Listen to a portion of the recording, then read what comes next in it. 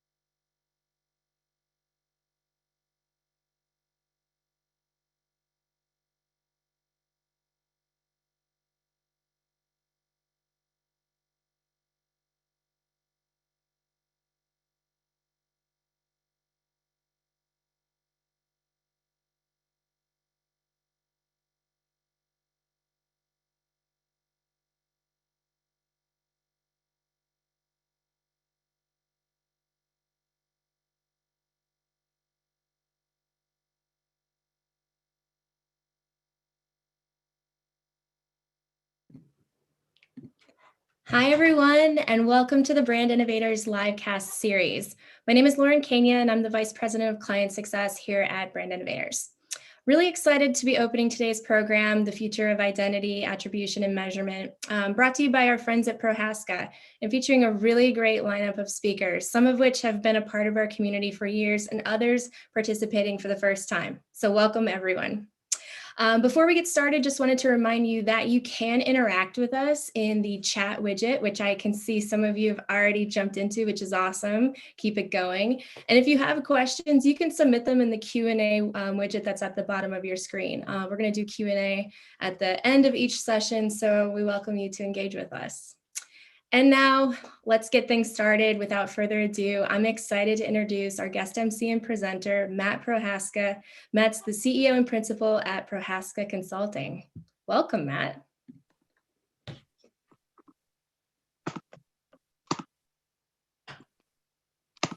I believe Matt is joining us from London. Is that correct, Matt? It is indeed. We've got video live now. Good afternoon, good morning, and good evening, everybody. Coming to you from beautiful Covent Garden here in London. Apologies if the Wi-Fi is a little sketchy over the transom. I know that we're on the fastest Wi-Fi we can get here in central London on a very rainy day and evening. So feel free to make Max Headroom old media jokes in the chat room if that's what I'm looking like right now. Very understandable. Wanted to thank the entire team at Brand Innovators for the partnership and putting together this important session. You've got some great speakers coming up that'll give some very strong and experienced POVs. One thing that we pride ourselves on at Prohaska Consulting, if you've ever seen us on stage, literally or virtually, globally in the past 7.5 years that we've been around, is that we tend to come with strong and experienced and thoughtful POVs and not just give good panel, as we say, and we know those that just give sound bites generically that sound good on stage, virtually or literally, where they, basically regurgitate what they read in their favorite trade publication that morning. We're a little different. Brand Innovators is a little different, and our guests are certainly a little different. For context, just to set some things up before we get to our great speakers.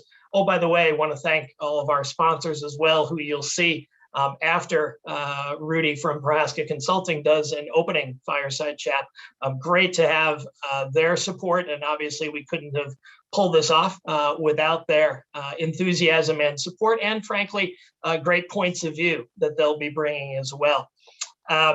Yes, thank you, Raju. Wi-Fi is falling down across London. We'll fix it out and talk to Bojo in the morning out here. But to set the stage a little bit, We also want to thank the nearly 400 of you that have registered globally for this. Brand Innovators tells us it's about a little more than double what they average. So we expected that, frankly, with the topic or topics, identity, attribution, and measurement, and this deeper dive that we're doing together with you. As all of you know, identity is not just the number one thing that our firm has been doing globally, helping publishers, agencies, brands, and corresponding tech firms to get past the cookie and move into a more and better personalized world across all media channels with both media and creative. But also, attribution and measurement is certainly very related. We said more than 2 years ago internally going into 2020 that we predicted the two things that we'd be working on for the next 5 years that would be most popular, not by coincidence, the same two things that 4 companies have in spades and thousands of other publishers and brands do not. Those 4 companies, of course, being Google, Facebook, Amazon, and Apple. And those two things are identity and attribution and measurement. And we predicted more than 2 years ago that the world would be shifting into a better place with a little bit of pain, a little bit of confusion, and some frustration, and a little bit of change management, getting used to doing things a different way, thank God, beyond cookie bombing and just retargeting and open auctions, which is not very interesting and frankly abusive and sort of primitive and almost juvenile at this point in terms of a tactic in order to trick stealing attribution and measurement from others. We know plenty of people in companies that have made a decent living doing that. And we'll hear from our great brand and agency guests as to where they recognize that the old tricks certainly don't apply, because fortunately, everyone's gotten a lot smarter. And what is also unique about these topics is that they are very related.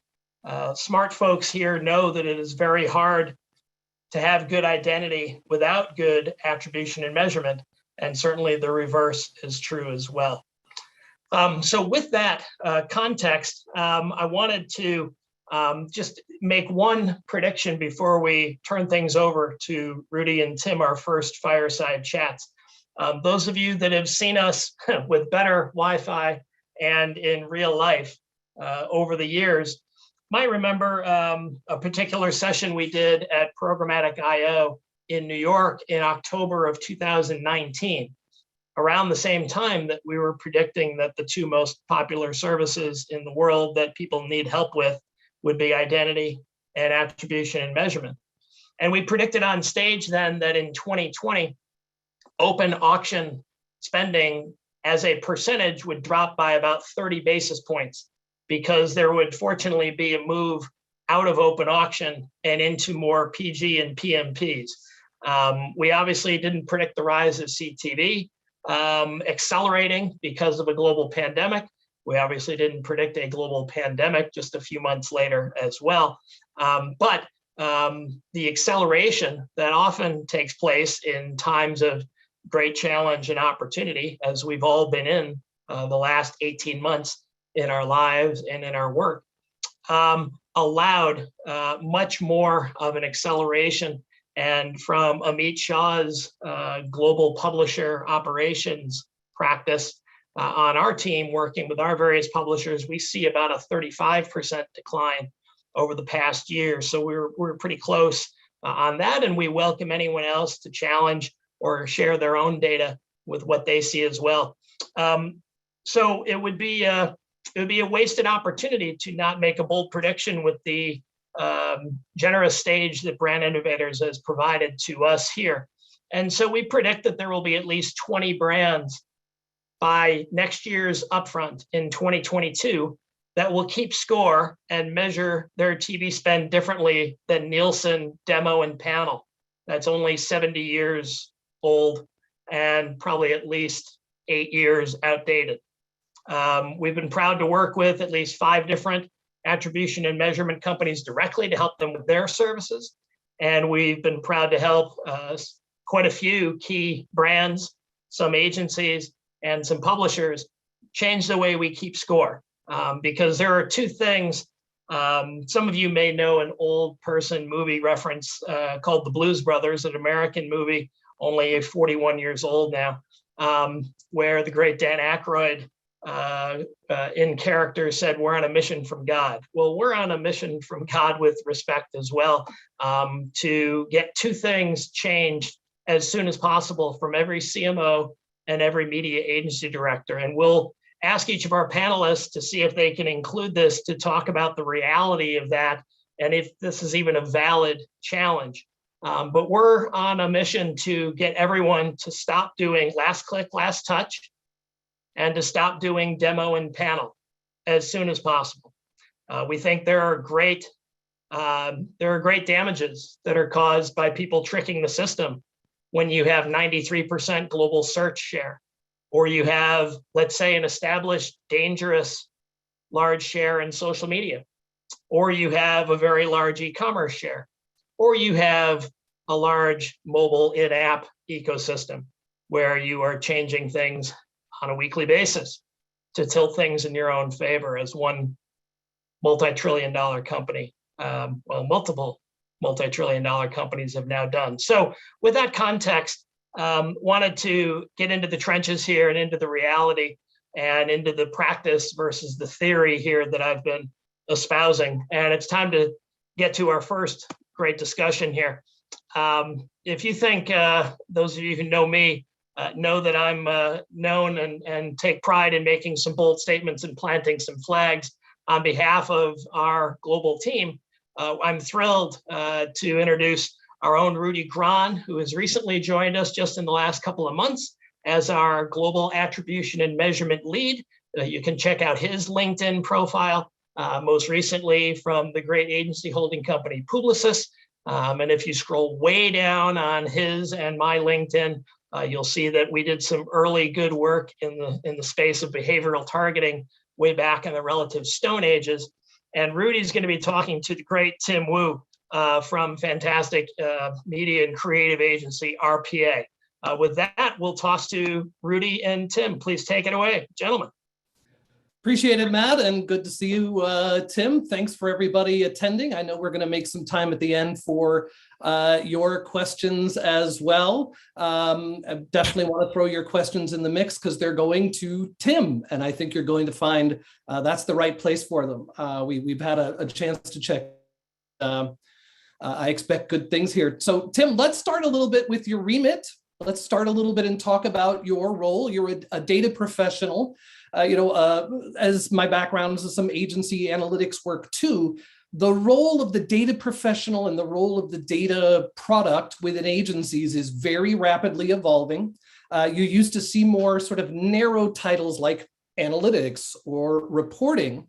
And your remit is a little wider than that. You are someone who is really working in a multidisciplinary role that rolls up not just analytics, but things like measurement strategy, things like operations. There's quite a bit under your remit. I would ask you to start talking a little bit about how you curated those different roles to ladder up into the market intelligence sphere that you oversee. Sure, Rudy. Just want to first off say thank you very much for having me, Brand Innovators, and thank you, Rudy and Prohaska Consulting for this discussion. So one day my boss came to me and said, "Tim, you are now responsible for these teams," and I told him, "Sure." That was it. No, I'm just kidding. What our goal of this team is really to create connections between brands and their respective customers. And that all starts with having a holistic framework centered around having the ability to learn, track, and measure the efficacy of our advertising campaigns, which is really the genesis of the marketing intelligence group. So we have, you mentioned it yourself, we have audience intelligence that is really at the core of looking at signals and learning from people and trying to develop and analyze potential target audiences. Then we have the research analytics and insights team that's sole goal is to report on the success and failures of who we're marketing to. And that's only possible through tracking and tagging and having the right setup, which is why the ad operations team is also part of this intelligence group. And then finally, we have a media research arm that is responsible for keeping us up to date with the ever-changing landscape. As you know, it evolves overnight. So to stay in contact with all of the various tech and research partners, so that we have a close eye on the latest in tools and services that are out there. So to expand on this a little bit, when I was a young nerd down at the end of the hall working hard over a hot spreadsheet, I didn't have a lot of contact with what I'll call the outside world within the agency, right? It was generate a deliverable and sort of throw it over the wall. That has really, really changed. And there seems to be not just this sort of multidisciplinary approach that you have within your organization, but I want to talk a little bit about the sort of connective tissue that's required to make these products successful, to make the measurement products successful. How do you within your organization work with disciplines that may not be primarily data products? So I'll just pick media activation teams or strategy activation teams. In the old days, the silos were a little more firm, and now that data is so front and center for everybody else, there's a lot more cooks in the kitchen. Yeah. How do you manage all the cooks in the kitchen, and what types of people are you finding thrive in working in this multidisciplinary environment? How are you finding people that can translate the sort of nerdy end of data science to folks who might be great at relationship management, or people who might be more in the media negotiation space? How do you make that dynamic work? I'll start with that question, which is really the people on this team, the collective team, the market intelligence group. They all have common characteristics. They're all analytical. They're all passionate individuals. They're innovators. They're great communicators. So that's foundational to everything we do, is to be able to communicate effectively anything you're trying to sell, whether it's some insights around audiences, it's some insights around the campaign's efficacy, whatever it is you're selling, and you have to be able to communicate effectively. And then on top of that, you have to be a great collaborator. Like you said, these teams are central to everything we do from a media activation standpoint. So as much as it is important to surface these insights for our external stakeholders, our clients, they have many internal stakeholders, from media strategy, media activation, investment, account, creative. So it's important for them to be able to collaborate and get along with all of their fellow colleagues. And one way to do that is, you're right, data is front and center now. Not everyone needs to code or be able to analyze complex data sets. So one thing that we typically do is we create visualizations to help surface the things that are important and make it a lot more digestible for people outside of our discipline. I mean, we're in a tough hiring environment for everybody's job these days, but the data professional, the measurement professional in particular, I will want to cover a little bit about how you're adapting to a tough hiring environment, but has the data moving front and center changed the way that you go looking for, I'll pick on data scientists here first. 10 years ago, I would be willing to bet most organizations weren't screening their data scientists for their client presentation skills on the first interview, right? That might be changing. Can you talk a little bit about how this has changed the sort of mix of skills that you're looking for, even in trades like data science, which are actually pretty settled science from a job qualification point of view? How are you balancing those things? What have you had to change, if anything? Yeah, it's interesting, Rudy. I think one thing that we've changed is there's certain technical skills requirements, certain programming language that we expect out of our analysts. And a lot of universities, a lot of institutions now are having this be something that you can proactively gain skills, acquire skills. For example, a lot of universities have business analytics master's degrees. So a lot of people are going back to school to gain these skill sets.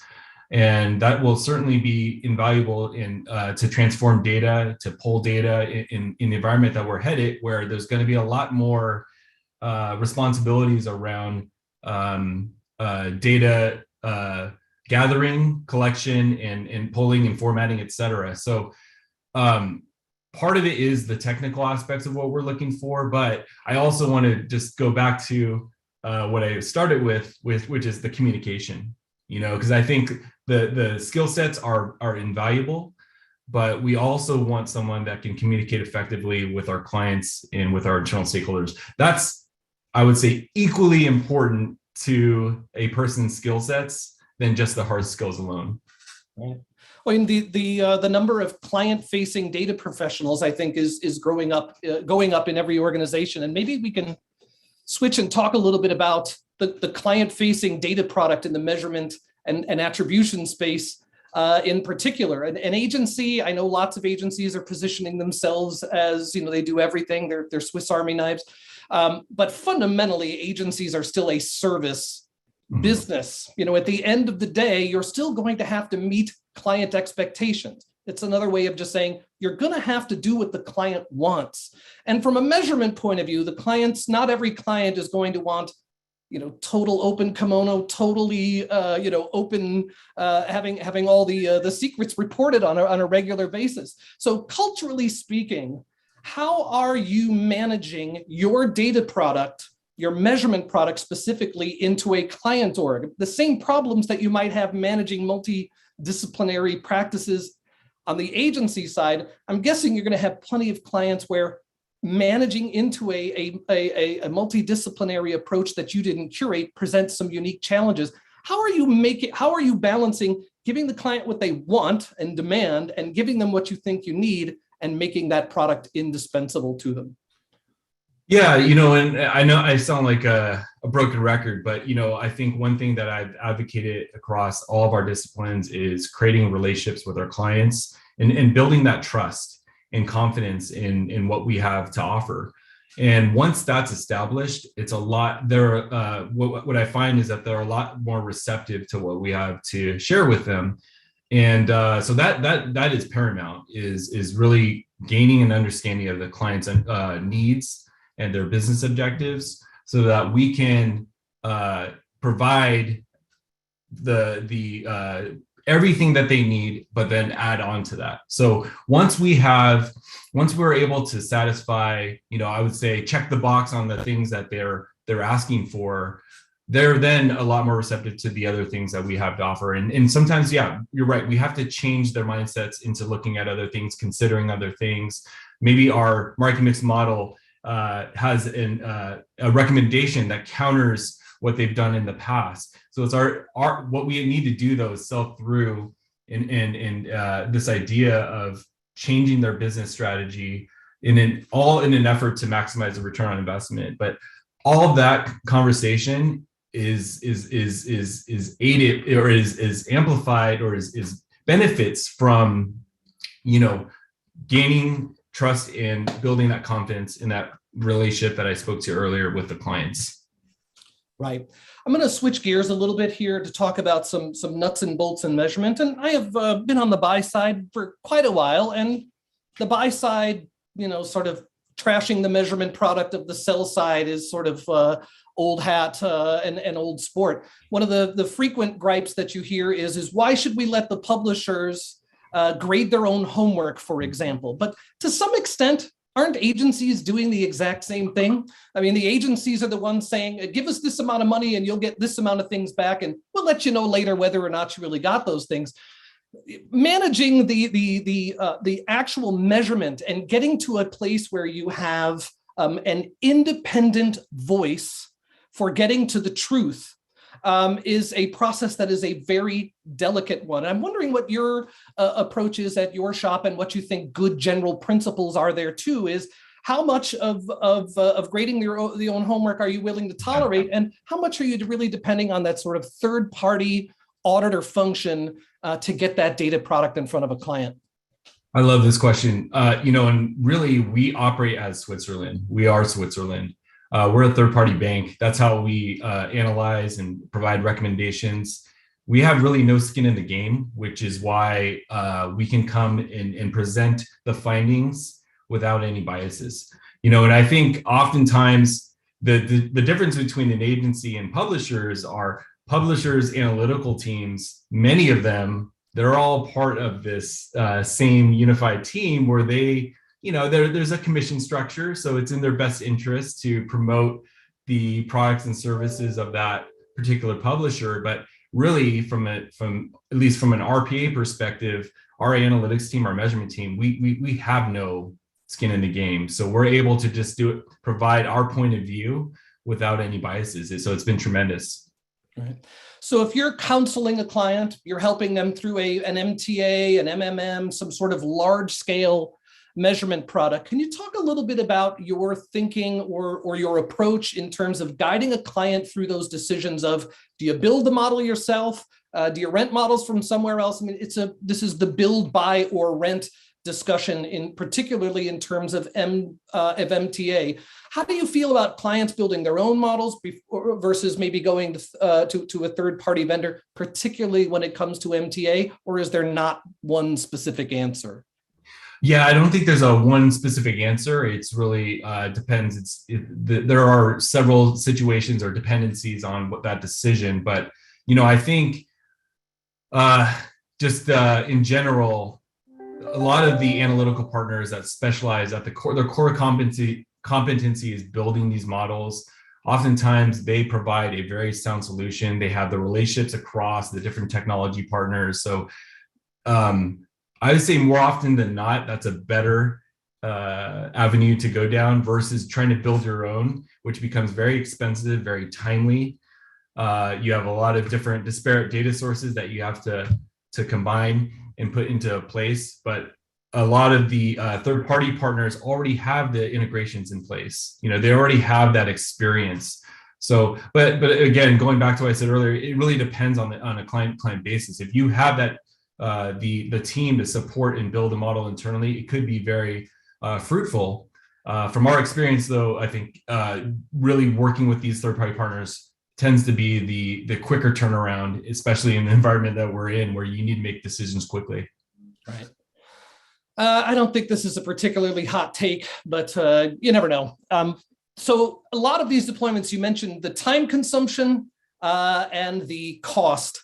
The technology is advancing, the modeling is getting better, but I'm not sure that the high number of failed deployments in this space are necessarily because the technology wasn't ready. I think a lot of these failures come from organizations that aren't ready. I mean, marketing organizations, for example, that have no dedicated data engineering resources are expected to manage this gigantic, ETL process. Wondering if you can help me understand, just from your point of view and the RPA point of view, where the real barriers here on getting to a successful MTA deployment. Is it the math? Is it the modeling? Or is it more likely to be organizational issues? MTA declares winners and losers. And there are channels that look great when you're not doing MTA. And the minute you turn MTA on, it's like telling them their kids are ugly, right? So you have this dichotomy here where is it really the modeling and the technology that's making it hard, or is it getting everybody on the same page and pulling the rope in the same direction? Yeah, fortunately, we work with clients that are aware of the challenges that in the buy-in that's necessary across different departments for deploying a MTA model. But I know many organizations struggle with this, and they have silos and barriers that prevent them from maximizing the capabilities of an MTA model. So going back to your question, I do think there are organizational challenges that are at the forefront that restrict and limit, the potential of these models. The models themselves, the science behind it, the algorithms, they're all better than just, basic arithmetic or last click, last touch, that Matt spoke to. Yeah. So they're definitely a better, smarter way of making decisions. It's really the culture of these organizations needs to change. And, maybe one way to go about and get buy-in across the organization is to have a team devoted to this. You almost need a team dedicated to get the various stakeholders to participate in a model, in a MTA model or marketing mix model that oftentimes requires it's a multidisciplinary approach to make sure that it's as successful as it needs to be. I mean, the last click, last touch model, I'm in 100% agreement with Matt on this one, but let's not kid ourselves. It's also the easiest thing, to measure. It's glamorized counting, to some degree. Yeah. Between this sort of primitive last click, last touch model and these sort of high-end MTA models, ideally with some sort of integration with your MMM, are there any sort of intermediate steps that you like to consider? Are you into things like incrementality testing? Have you seen any other types of what we'll call multi-channel data sets that are scored for incrementality that you like that aren't a full-blown MTA deployment? Are these a good half step on your way to the full show? Absolutely. I think incrementality testing has been proven and has worked successfully, especially in the world of data privacy, where we can't rely on volume metrics anymore. And you have to go after more model data, more experimental design testing and things like that. So incrementality measurement is absolutely key, is a key measurement practice, especially in the stage that we're in, where it's very nebulous, very gray. I mean, we're kind of at this crossroads of moving toward this cookieless environment. A lot of the modeling solutions we talk about, MMM, MTA, incrementality, these are all now getting elevated and are more important during this time. Well, you mentioned it's time in a time of transition, and that's a good reason to start talking about identity explicitly, because if that's the elephant in the room here, a lot of MTA and a lot of measurement, particularly the big measurement deployments, are really deduplicating log files down to a user ID and then sequencing whatever records that you have and then scoring them via one methodology or another. The ability to deduplicate a huge percentage of your buy down to like an impression event record is going away for lots and lots of people. Is this really just a black and white issue that if you're not able to do this sort of traditional sequencing of event records that you're out of luck? Or are there some approaches in between that as these IDs go away and as the number of impressions that you have raw data for go away, are there any sort of probabilistic solutions that you like? Are there any modeled solutions you like that help transition you from this sort of, these massive observational data sets being the only fuel for the model and instead moving towards a more multidisciplinary data set? Yeah, I just want to pause right there and say, I don't want you guys to think I didn't get dressed up for this meeting. I actually did. So just real quick, this shirt here, Operation Ivy. Have you heard of this band, by the way, Rudy? I mean, you're a Southern California guy, right? Like I assume they just issue those the old punk rock T-shirts to you when you graduate high school. No, I wish they did though. This is a punk rock band back from the late '80s. Operation Ivy. They were very influential, and I've been a fan of them for many years. And I've always wanted to, I wear band t-shirts all the time. And I went to the record label site, always looking to see if they have Op Ivy t-shirts available. And they never did. But thanks to personalized advertising, the minute the shirt came available, I was getting hit up left and right to, hey, Tim, you've come to our site 100 times, you were never successful in getting what you wanted. Here's the shirt that you wanted. So thanks to personalized advertising, I was able to get this shirt. And I just wanted to throw that as a small anecdote to really promote personalized advertising. Going back to your question though, I think in terms of being able to track behavioral signals, use probabilistic modeling, sure. Right now we're at an age of innovation, in testing and learning, we have to try all avenues and explore all avenues. So I'm not going to be the one to say no, don't use probabilistic modeling. Deterministic's better, sure. But at this point, you have nothing to lose because there's so much evolution to how we're going to be tracking and measuring in the future.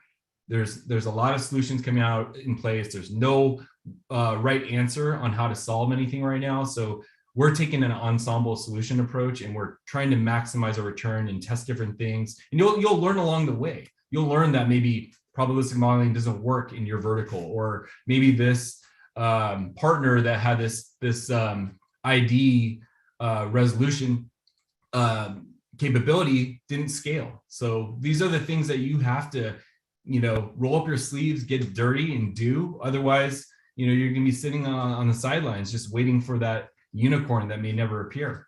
Right. Some of the early contenders for unicorn in a past life I've done a little testing with, and as I understand you've done a little testing too. Let's talk about a little bit about how some of these new data sets are coming to bear, and see whether or not we can find a way to fit them into the MTA paradigm. We'll start a little bit with the ad targeting that's, we'll call it ID free here. It's a little bit of an oversimplification to say ID free, but we'll say contextual, for example, targeting, going from where you're making your bids based on the traits the user has, to switching to bids that are being made based on the context, the content environment that the ad itself sits in. Can you talk a little bit about any experimentation you've done with contextual targeting, and where do you see this sort of fitting into an ecosystem that really is still designed to run on user traits and audience data? How do you reduce these sort of non-audience data sets into a paradigm that's basically built to run on audience data? Yeah, with contextual, you're still going to benefit from having a closer connection with the actual individual, where there is a relationship with the content that they're consuming and the advertisements in that space. So you're still going to benefit from that, regardless of having that one-to-one connection of identifying who that audience is. So it is still a somewhat of a viable solution. But at the end of the day, one thing that we're starting to look at more in depth with the audience intelligence team that we have is we're looking at capturing behavioral signals passively through many partners that we work with. And we're still able to get a better understanding of what a person's makeup is, and be able to target them and create lookalikes and whatnot. So that's also another option that we've been exploring. So we may lose the ability to have one-to-one connections for now. I do feel though that what we're not promoting right now as an industry is the value exchange between potential customer and brands as well as we should. It's so easy for you to take your iPhone out and just opt out, right? It's so easy to opt out, especially with Apple and their negative perception of personalization, through the commercials that they've been deploying. I'm an Apple guy, so no disrespect, but I just don't feel that they're doing a disservice for personalized advertising. And I still feel like that we as a from a marketing standpoint need to really create a value exchange, because then we can get more people to opt in and really see the advantages of a personalized world. Right now, I don't think they do really understand that. And that's why we're in this stage where we can't target people one-to-one. Yeah, I mean, outreach from the ad buying community to the ad consuming community is a bit of a labyrinth and a little bit indirect, and it's not always friendly. But I mean, do you think the average consumer understands that, an advertiser who cannot deduplicate ad delivery down to a device or even a household is going to be unable to do anything that really is effective in terms of frequency capping? Is there a halfway there, for example? If the consumer understood that, if you're going to paint over the number on the address number on your mailbox, and I don't necessarily know who's there, I'm going to send it to everybody, right? And I'll send it until I get enough responses back. How do we have outreach directly? It's not our strong suit, going, the buy side directly to the consumer to discuss these issues. How do we have a discussion with the consumer about the trade-off in value here, especially if the consumer is not necessarily going to jump into the subscription model at large? That's a great question, and that's something that deserves further exploration. I think people respond to incentives, so there needs to be some sort of incentive for them to want to opt in. I don't think people think about frequency like you and I do. People just see the ads and they keep reappearing. So, even before data privacy became at the forefront, call it 5-6 years ago, it was the wild, wild west, and people were using data, and companies were using data in all sorts of different variations. And what's good though is that with data privacy now front and center, it requires companies, organizations, brands to be more responsible of how their data is being used, as it's all going back to the user's consent. Now we just need to be able to explain to these people, or explain to us, even myself, like what benefits are they going to get from the personalized advertising. So value exchange is important. It's getting left. I feel like that's just getting it's getting shelved right now, and we as an industry are just looking for solutions, of how to combat this. But let's get let's get those counts up. Let's get more people to say, I will opt in. Right. And one way to do that is maybe through zero-party data. Maybe we are headed to a place where, hey, if I created a profile and I said, marketers, please advertise more band shirts to me. Please advertise hockey. I'm a big hockey fan. All the things that I like, maybe all of the interests I have, maybe I can proactively surface that to advertisers, and that way they know how to communicate to me. And maybe that's the way of the future of how we can connect with potential consumers. Yeah, I mean, it's one of the oldest cliches in our business is that people don't look at advertising, they look at what interests them, and sometimes that happens to be advertising, right? So, if you ask a consumer, does advertising work on you? They say, oh, no, of course not. But if you ask them, does it work on other people? They say, oh, yes, of course it does. For the other people, it's advertising, and to the user who likes it, it's content. Have you seen any places where the move towards zero-party data or that which is freely volunteered by the consumer, are you able to bring that stuff to market at scale yet, or do you still think of that as a test and learn tactic?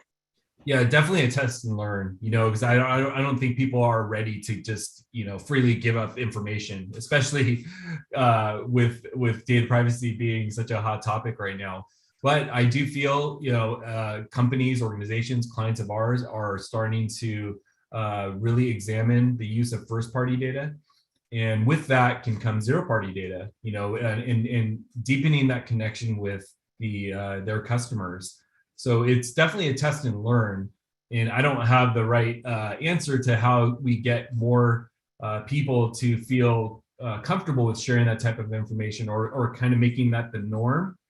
But certainly, if user consent is really what we're after, and we can, it's just about encouraging them to participate in this, and really honing in on the key benefits that they're going to get out of it, whether it's avoiding subscriptions, maybe it's offers, or particular products and services that are exclusive. Whatever it is, give them something to react to. And I feel that most brands will get a positive return from that.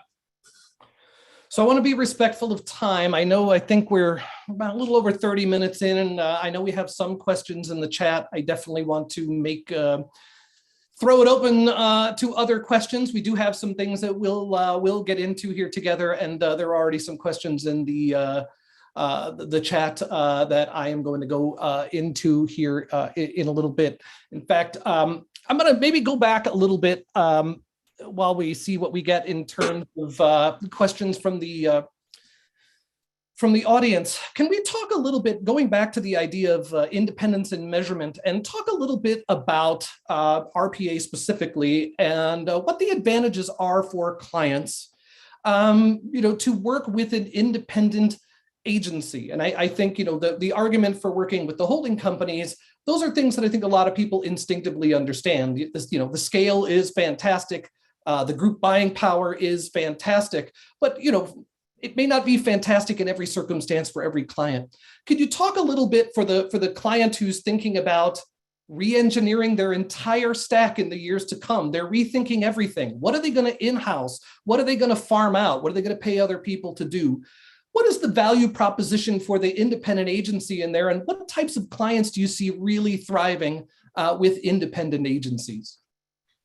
Yeah, Rita, that's another good question. With at RPA, we really pride ourselves on servicing our clients or always servicing our clients by putting their best interests, taking their best interests and putting that at the forefront in everything we do. So what I mean by that is we're not held to a bottom line figure that most holding companies or agencies that are part of holding companies are, where they are required to promote their products and services, to reach a bottom line figure. We do everything in the best interest of our clients. So we make recommendations for third-party solutions if it's the best product or service for them. And we're a people-first agency, and what that really means is that clients will benefit from working with RPA, partnering with RPA, and getting an intimacy with an agency that always takes their best interest in mind. And I think that intimacy, as there are clients looking for that partnership and really just an extension of their team, that's what they're going to get when you work with an independent agency.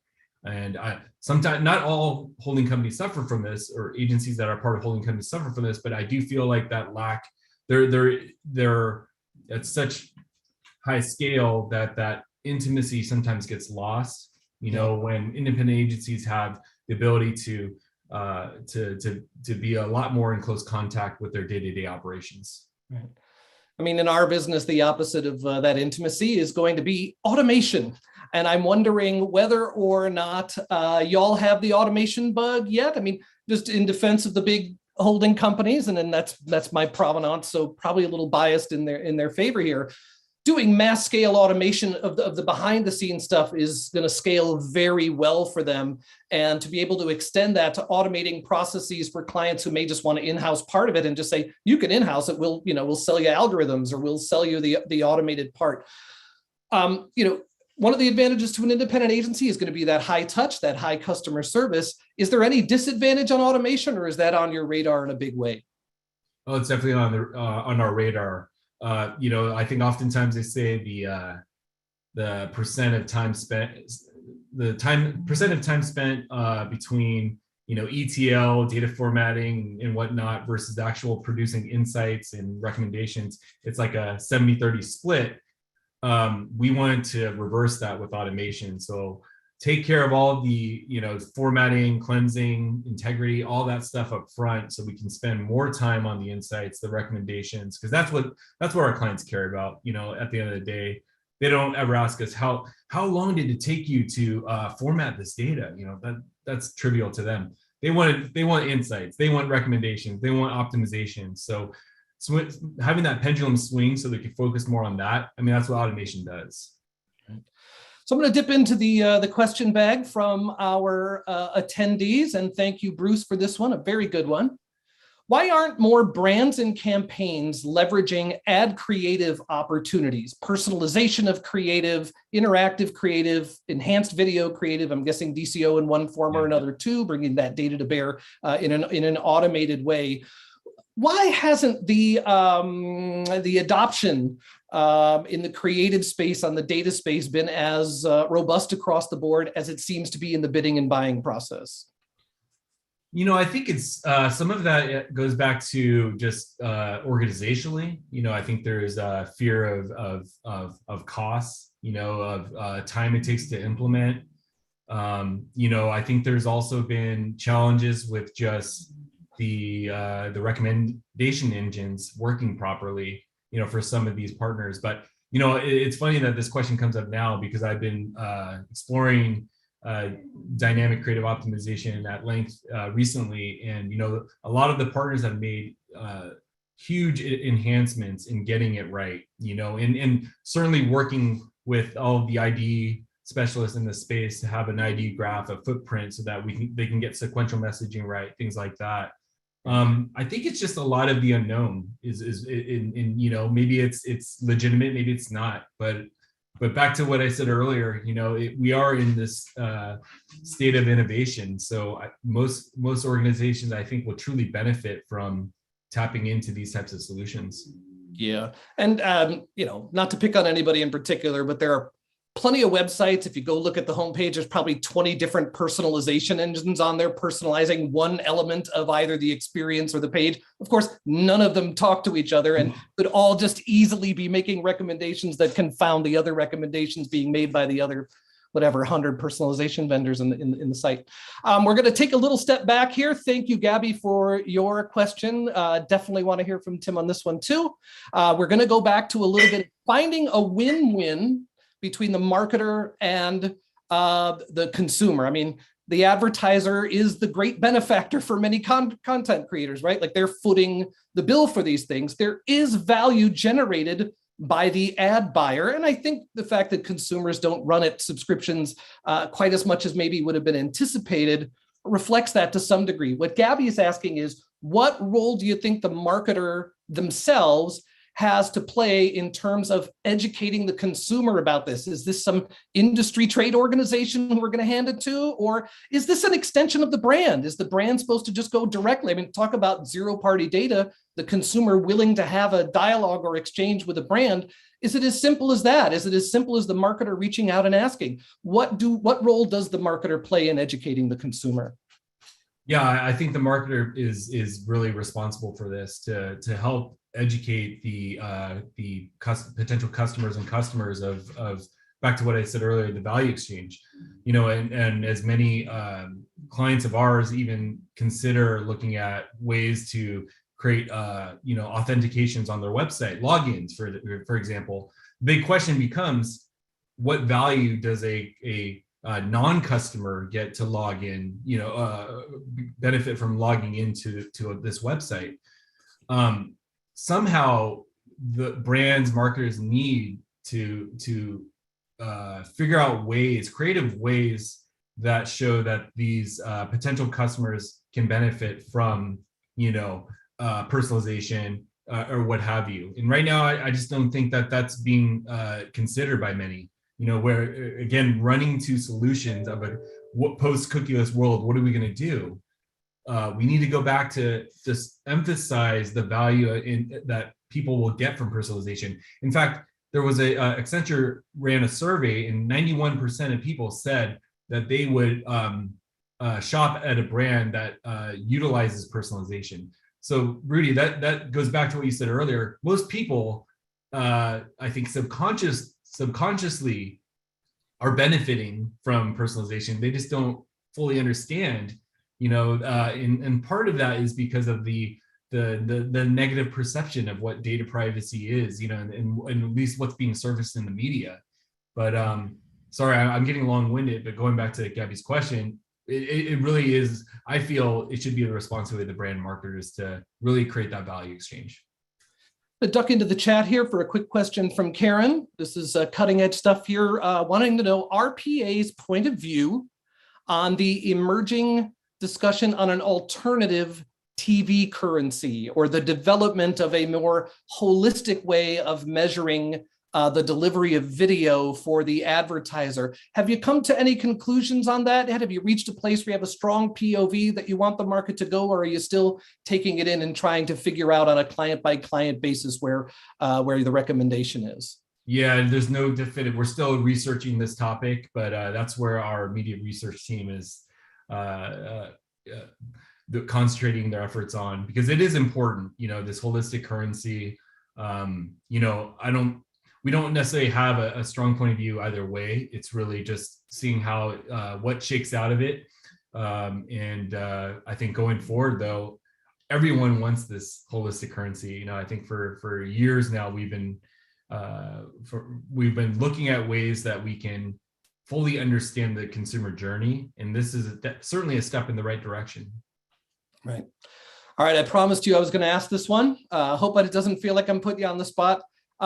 can you give us a little, I'm looking for a little a tip here. Are there any vendors out there that you really like, that you aren't hearing people talk about and you're willing to part with? Who out there is doing stuff that interests you and you don't think they're getting enough love? Measured an incrementality measurement partner. They are certainly pioneers in that space in terms of incrementality testing and measurement. Another company that we've been talking to is Distillery.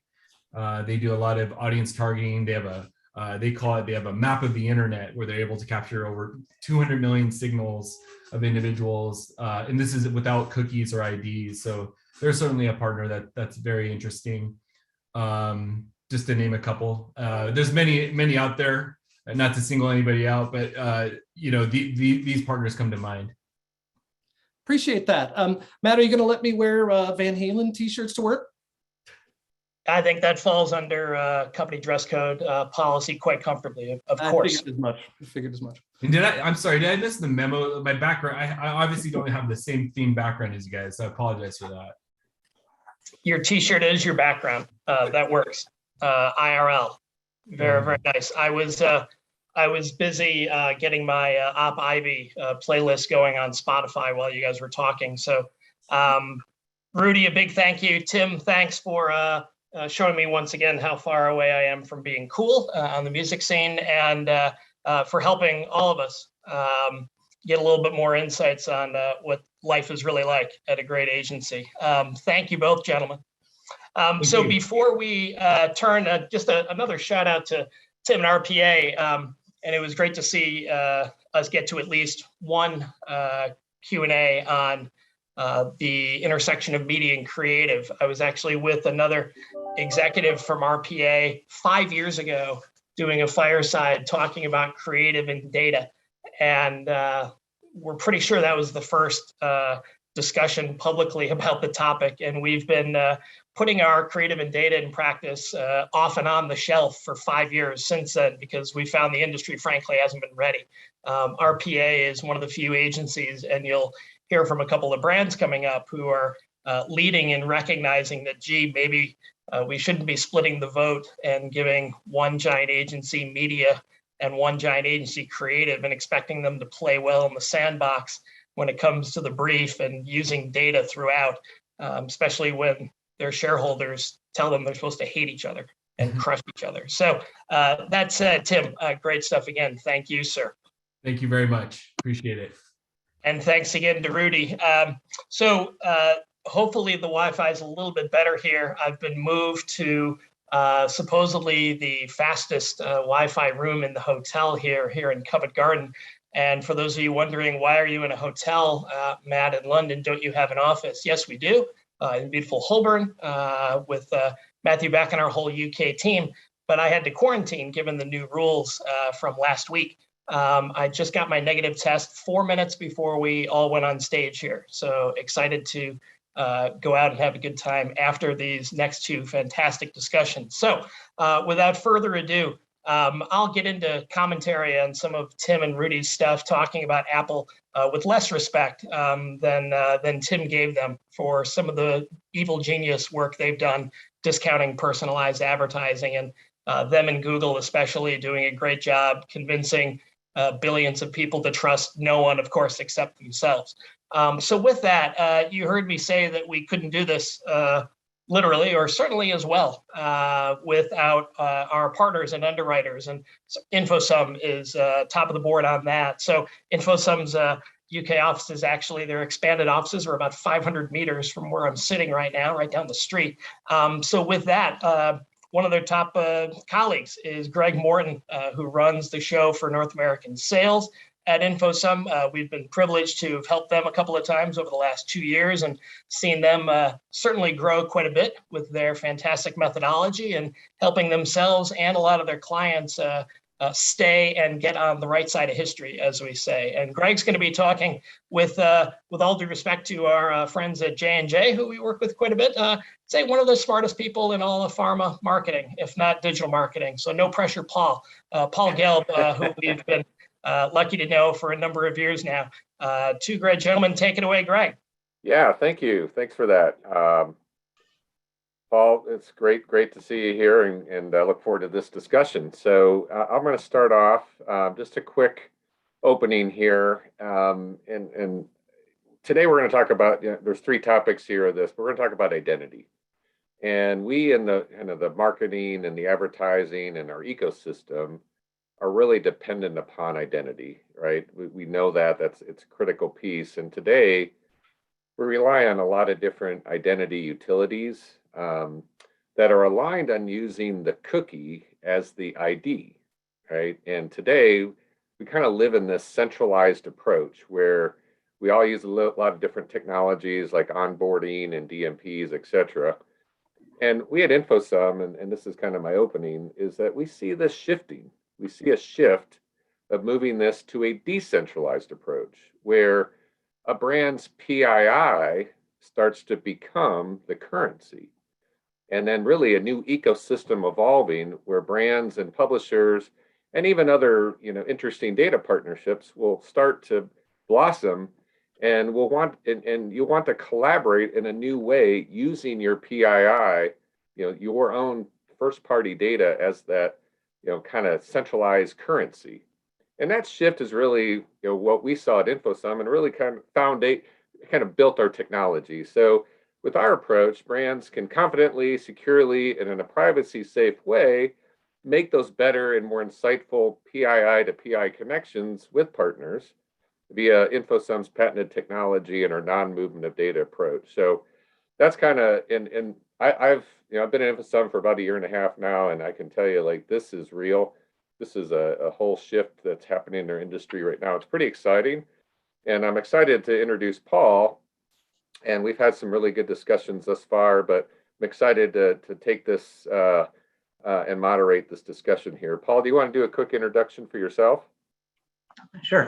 First of all, thanks for the opportunity to chat today. It's a really pertinent and interesting topic, and I'm really excited to dive in here. So I'm Paul Gelb. I oversee our activation investment team, so our in-house ad buying across 21 different digital channels, as well as all of our partnerships with every major platform, media and data partner. Awesome.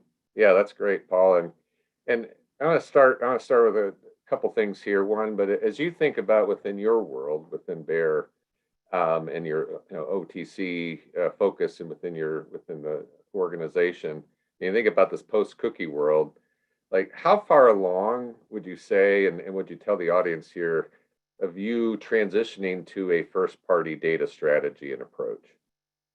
So when we look at data and digital, and how we operate in marketing, it's not a static or finite initiative or effort. It's something that is always ongoing. What I will say is that we've been really fortunate to have leadership come in, and people's career path has not been necessarily as close to technical media buying, ad tech, et cetera, but they really leaned in and focused on being able to be conversant in the topic and really line up and lean in their support of our plan, which we were formulating back in 2018, and how we wanted to approach changes in the overall ecosystem. We, in many cases, don't have a magic bean, silver bullet approach. We tend to have multiple tactics and levers that we apply to get the objective done that we want to get done, and the ones that have the right mix for us. So what I will say is, with the talent that we have, the partnerships that we've built with key players over time, treating them like key partners in which we're growing the pie, learning from each other, and just really amazing talent, top to bottom, in terms of their technical expertise that we have in the team. We've not been disrupted by any changes in the ecosystem to date. And we've been able to follow through on that over a very long period of time for a brand and a marketing organization, at least in my experience, working across very large companies, and how those parts of the organization may not necessarily have ongoing access to resource or capital, or the ability to maintain that focus on a larger term project, and have that tendency to go towards click, checkbox, what's the sexiest thing. I think we've been fortunate to really flesh out a starting point plan, soup to nuts, and then the support of leadership to go after it with the right talent in the right way.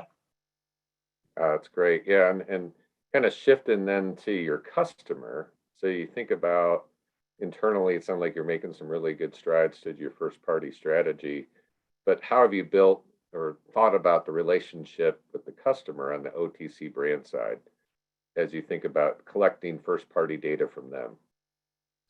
So I was at Bayer when our leadership team for North America joined a few years back.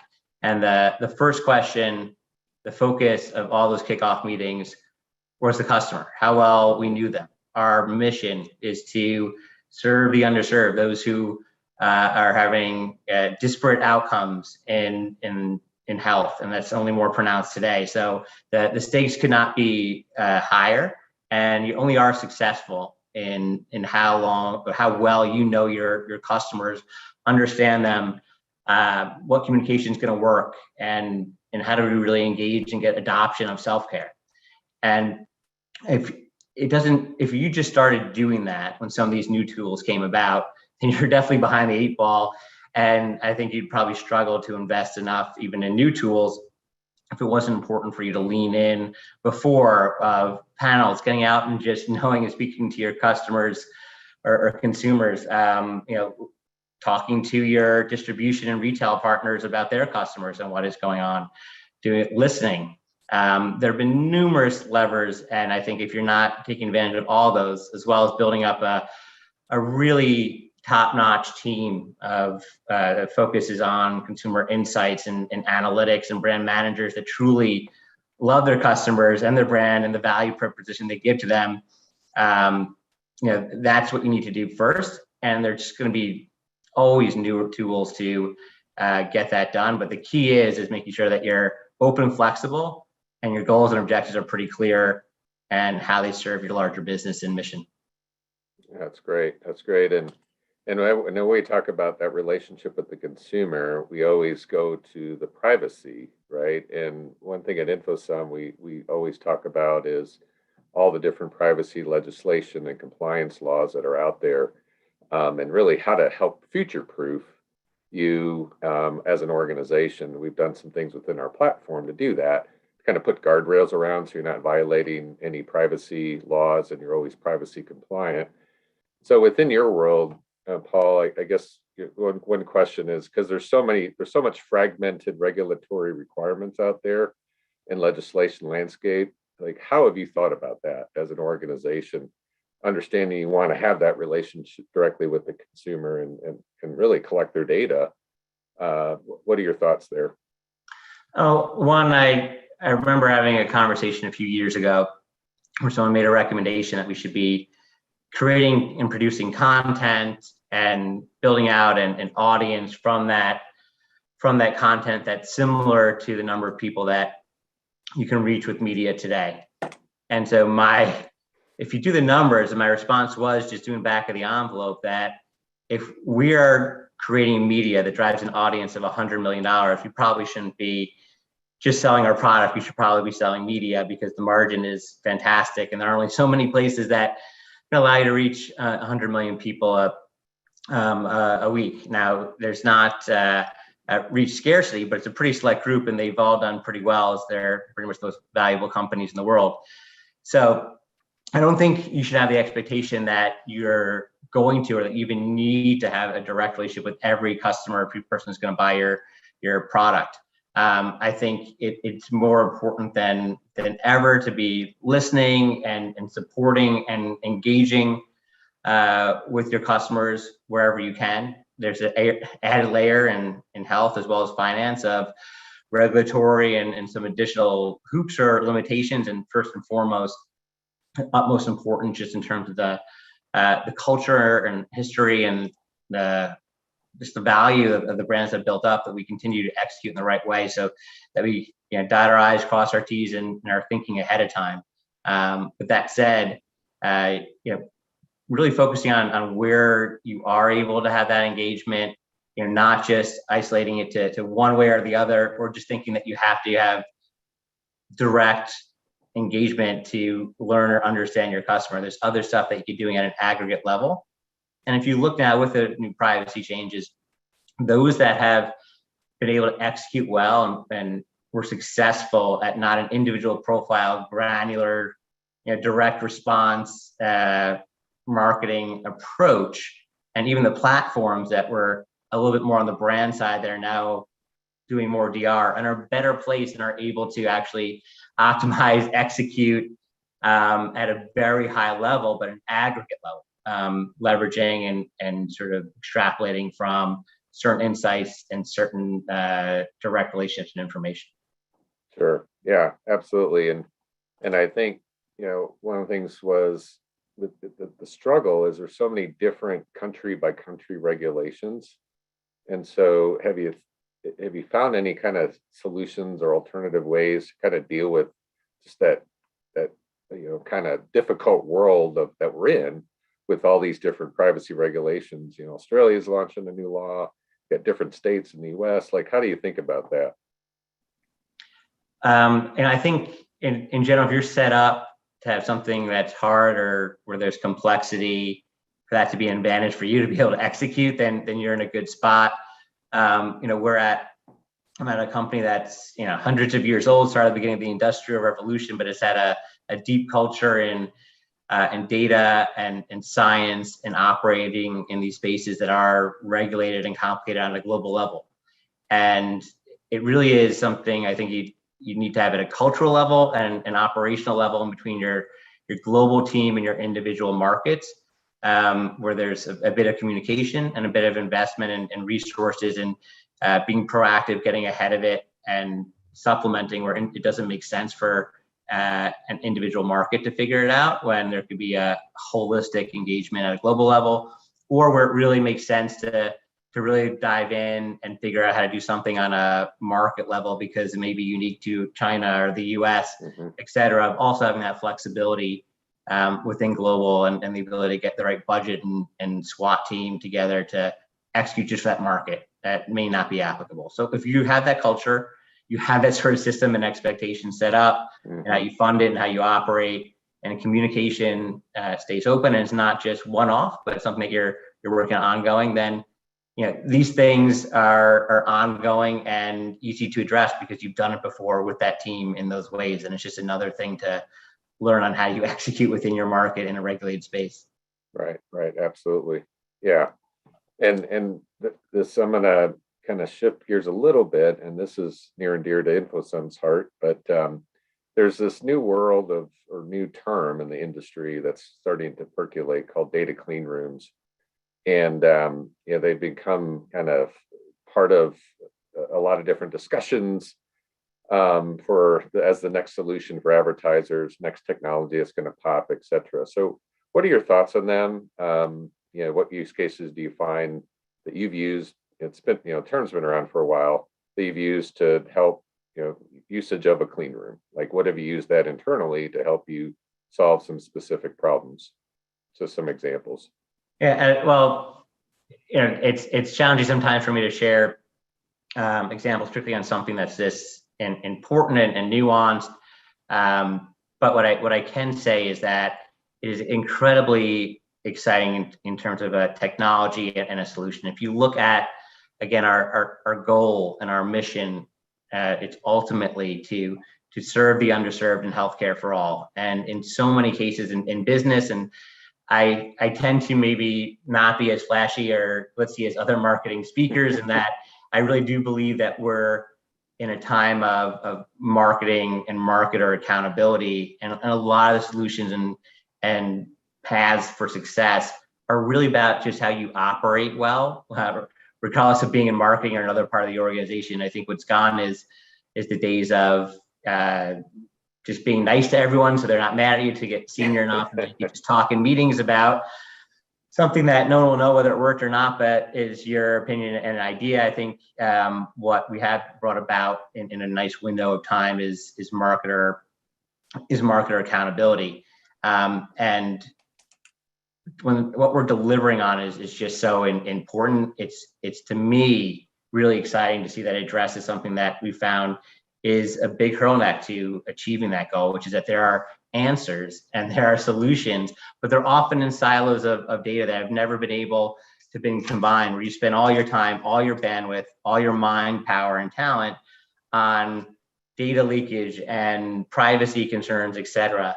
The more that we have these environments and setups with technology that addresses that at scale and in a standardized way, in a right way, then you could just really focus on what has been trapped in silos of information and what overlaps or combination of data, whether it's with retail partners or other data providers that we've never been able to put those two things together. That could provide unbelievable insights and opportunities to create the right messaging and engage in the right value proposition to really get that adoption of self-care. And again, then having much better health outcomes for a larger part of the population. Yeah, I love that, and I love the focus on health outcomes and like how you using a clean room or data collaboration technology to even improve health outcomes. That's amazing. And we've been and you touched on it, like the whole focus of retail media. We've been tracking that here at InfoSum. We've had a lot of success in this space. But as you think about that and your relationship with the retailers that you have who sell your products, what do you think the next phase of this retail media network industry looks like? What's your view there? Well, I think what you have is a new revenue stream and a new opportunity to drive margin for those businesses that will allow for efficiency and essentially, ideally, opportunities to deliver more products and at a price and a efficiency in terms of product to market that makes it accessible to a lot more people where it wasn't, and gets that adoption up and retains that adoption that we saw in self-care across the pandemic. So I think it's definitely something that is here to stay, that is growing the pie, and again in a particularly really interesting and beneficial way where it gets self-care potentially in the hands of a lot more people by really building the pie from having a new source of value in the ecosystem for our partners and for us.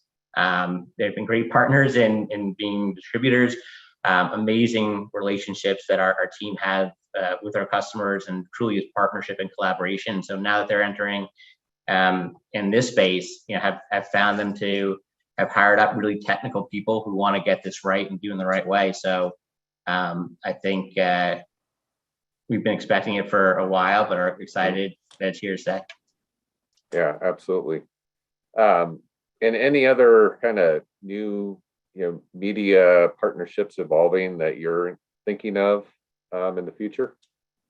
I think in general, if you look at the years of the pandemic, we have supply chain challenges creating a lot of noise in the ecosystem, changes in privacy and attribution.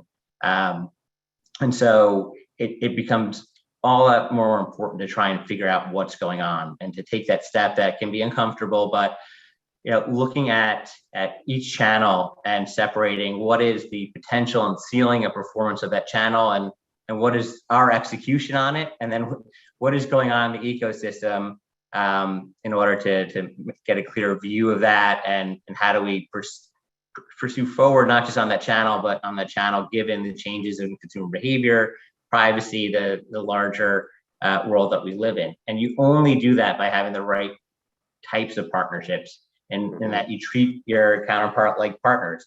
I don't think that sort of relationship, partner account lead on their own is viable anymore. You really need to have a consultative partner on the other side of things that is technical and wants to lead in and wants to understand your business and has the ability to transparently share their business. And how do you guys figure this out together?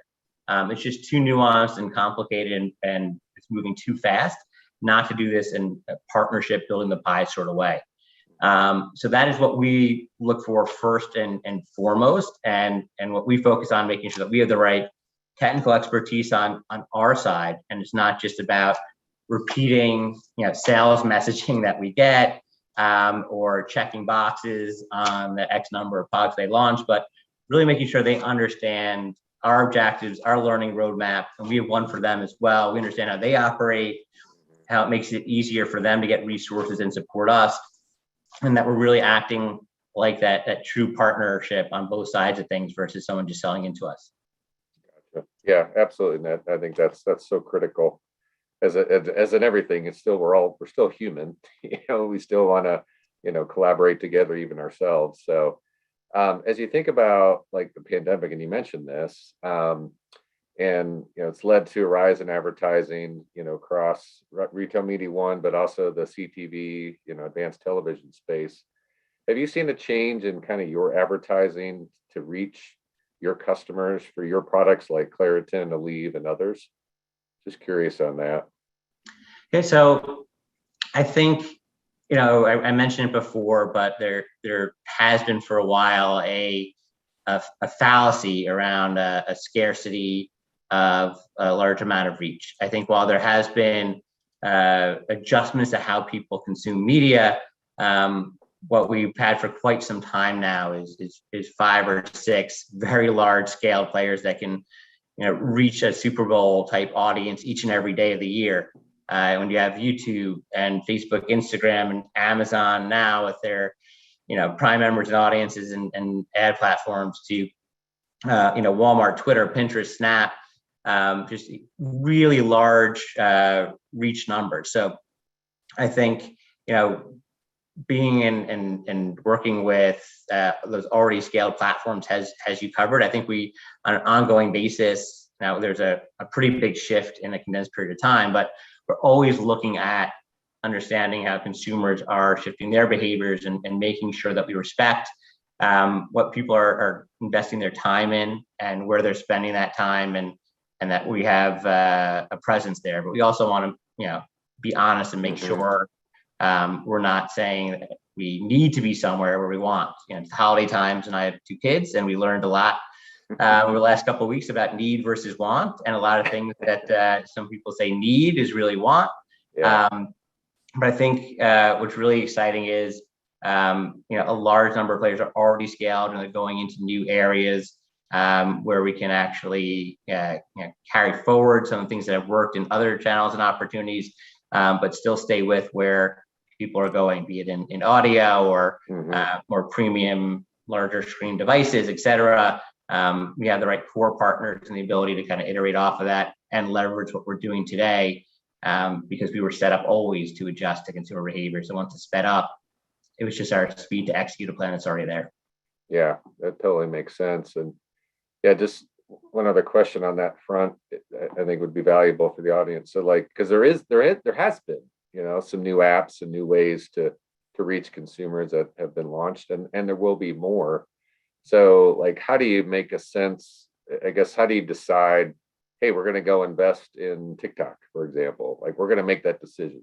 Like, how do you evaluate these channels internally so that you can determine like that my consumers are there and I'm going to invest? So I think the reach that we have right now, it's hard to say we need to be somewhere else because it's the only place we get reach or reach a subsegment of an audience. You look at what's already been scaled. So what we again look to do is say, look at the platform and is it ready for us to lean in and make an investment where at the very least we can learn and start to optimize and have it perform at least a level where we can get it to on par with some of the other channels within a reasonable timeline or path.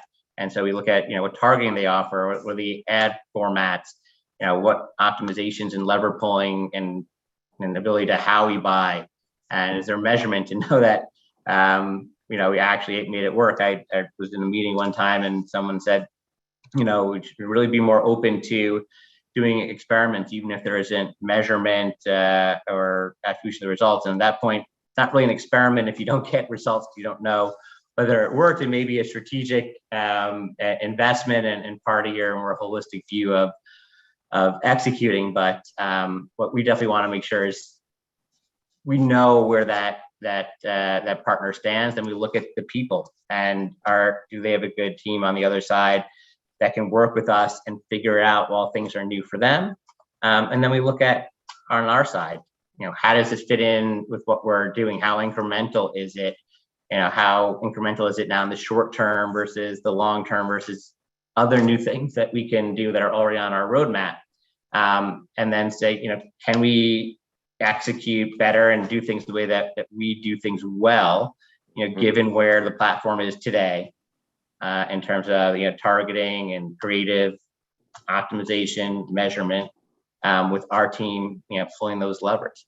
And when those two fit and hit a minimum, it goes up in the prioritization. But we know no one wins if you spread yourself too thin and just try and check box and do everything. You're much better off of not doing that, not spending all your time arguing which channel is contributing. Is it the channel or is there execution? But being very methodical, thoughtful, being set up to know if you've done it well or how well your execution did versus the channel, and then going one by one, but in the right way versus just spray anywhere. That getting a lot of buzz is on conferences, and it would look nice to make us feel good and make the awards for it. But if you could do that and also have it work and operationalize and drive the business and your mission, then even better. Totally. Yeah, I agree. And the measurement is interesting, because as we're engaged now with brands and publishers and that's this whole ecosystem of PII to PII data collaboration, I mean, that's a whole new world that's evolving, and the measurement of that is starting to evolve as well, which is very interesting. So, kind of wrapping up here, I think we're close to the time. I guess as your a recommendation, Paul, I guess to everyone here that's listening in, to companies who are trying to spend 2022 kind of moving forward and preparing. We all keep talking about this cookieless strategy and world that's evolving. Like, what would be some of your recommendations you would make to this audience? So I would say, one is making sure you have the right technical expertise, be they consultants, be they key partners, as well as in-house.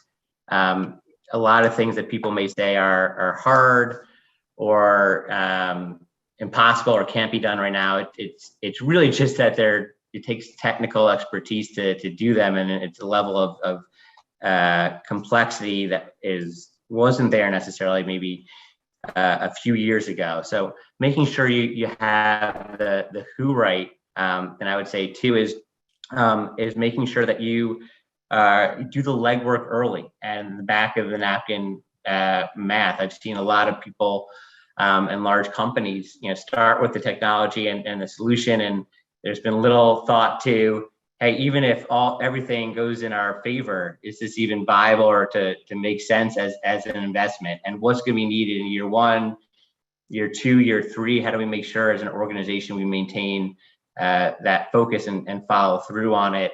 And then 2 is do the legwork, find opportunities for the right people to be in situations where they don't feel self-conscious about asking questions, and get them to a place where they're conversant in what you're doing, so everyone can put in the support that is needed. It's not going to be one team or just the marketing department, et cetera. You're going to need to have the CEO and CFO and a lot of people start to talk this language at least and understand it, and then break it into small goals and groups and parts of that project. You don't have to conquer the world in a day, and setting that expectation and taking it step by step and doing it well builds the right momentum, and I think puts you in a much better spot than looking at all you can do and having a million use cases and getting everyone excited about it and then under delivering. Yeah, absolutely. Music to my ears. Like, focus on an initial use case, make that successful, crawl, walk, and then run in this world. So I really appreciate it. I guess we could, Matt, I think we have time for questions. I know there's some questions out there. So let's see here. And Matt, I guess I need to get you a connection to the InfoSum office. I overheard you're close. Yeah, we were joking with our friend Stu Coleman that we could almost we could almost kick a soccer ball, a football between where we are. And considering that the hotel Wi-Fi literally 90 seconds ago went unstable again, perfect timing. Yeah, I was again thinking of just racing in between sessions to our office where we have real Wi-Fi. Yeah, we could have had you over here. But yeah, so this audience doesn't care about that though. So apologies. One thing, Greg, I don't know if you caught this one that just came in from Patrick. One quick question, Paul. Tough to throw a dart or pick one KPI, but in a world of, let's say, different ways wonderfully of keeping score beyond commercial or program ratings on 25 to 54 or 35 to 64 for the evening news back in the Stone Ages. Can you maybe give us a little inside baseball, a little behind the scenes around one brand, one example where there's a new KPI that everyone at Bear and your agency and supplier partners have rallied around to kind of change the culture and change the rhythm of what success means for everything you guys do?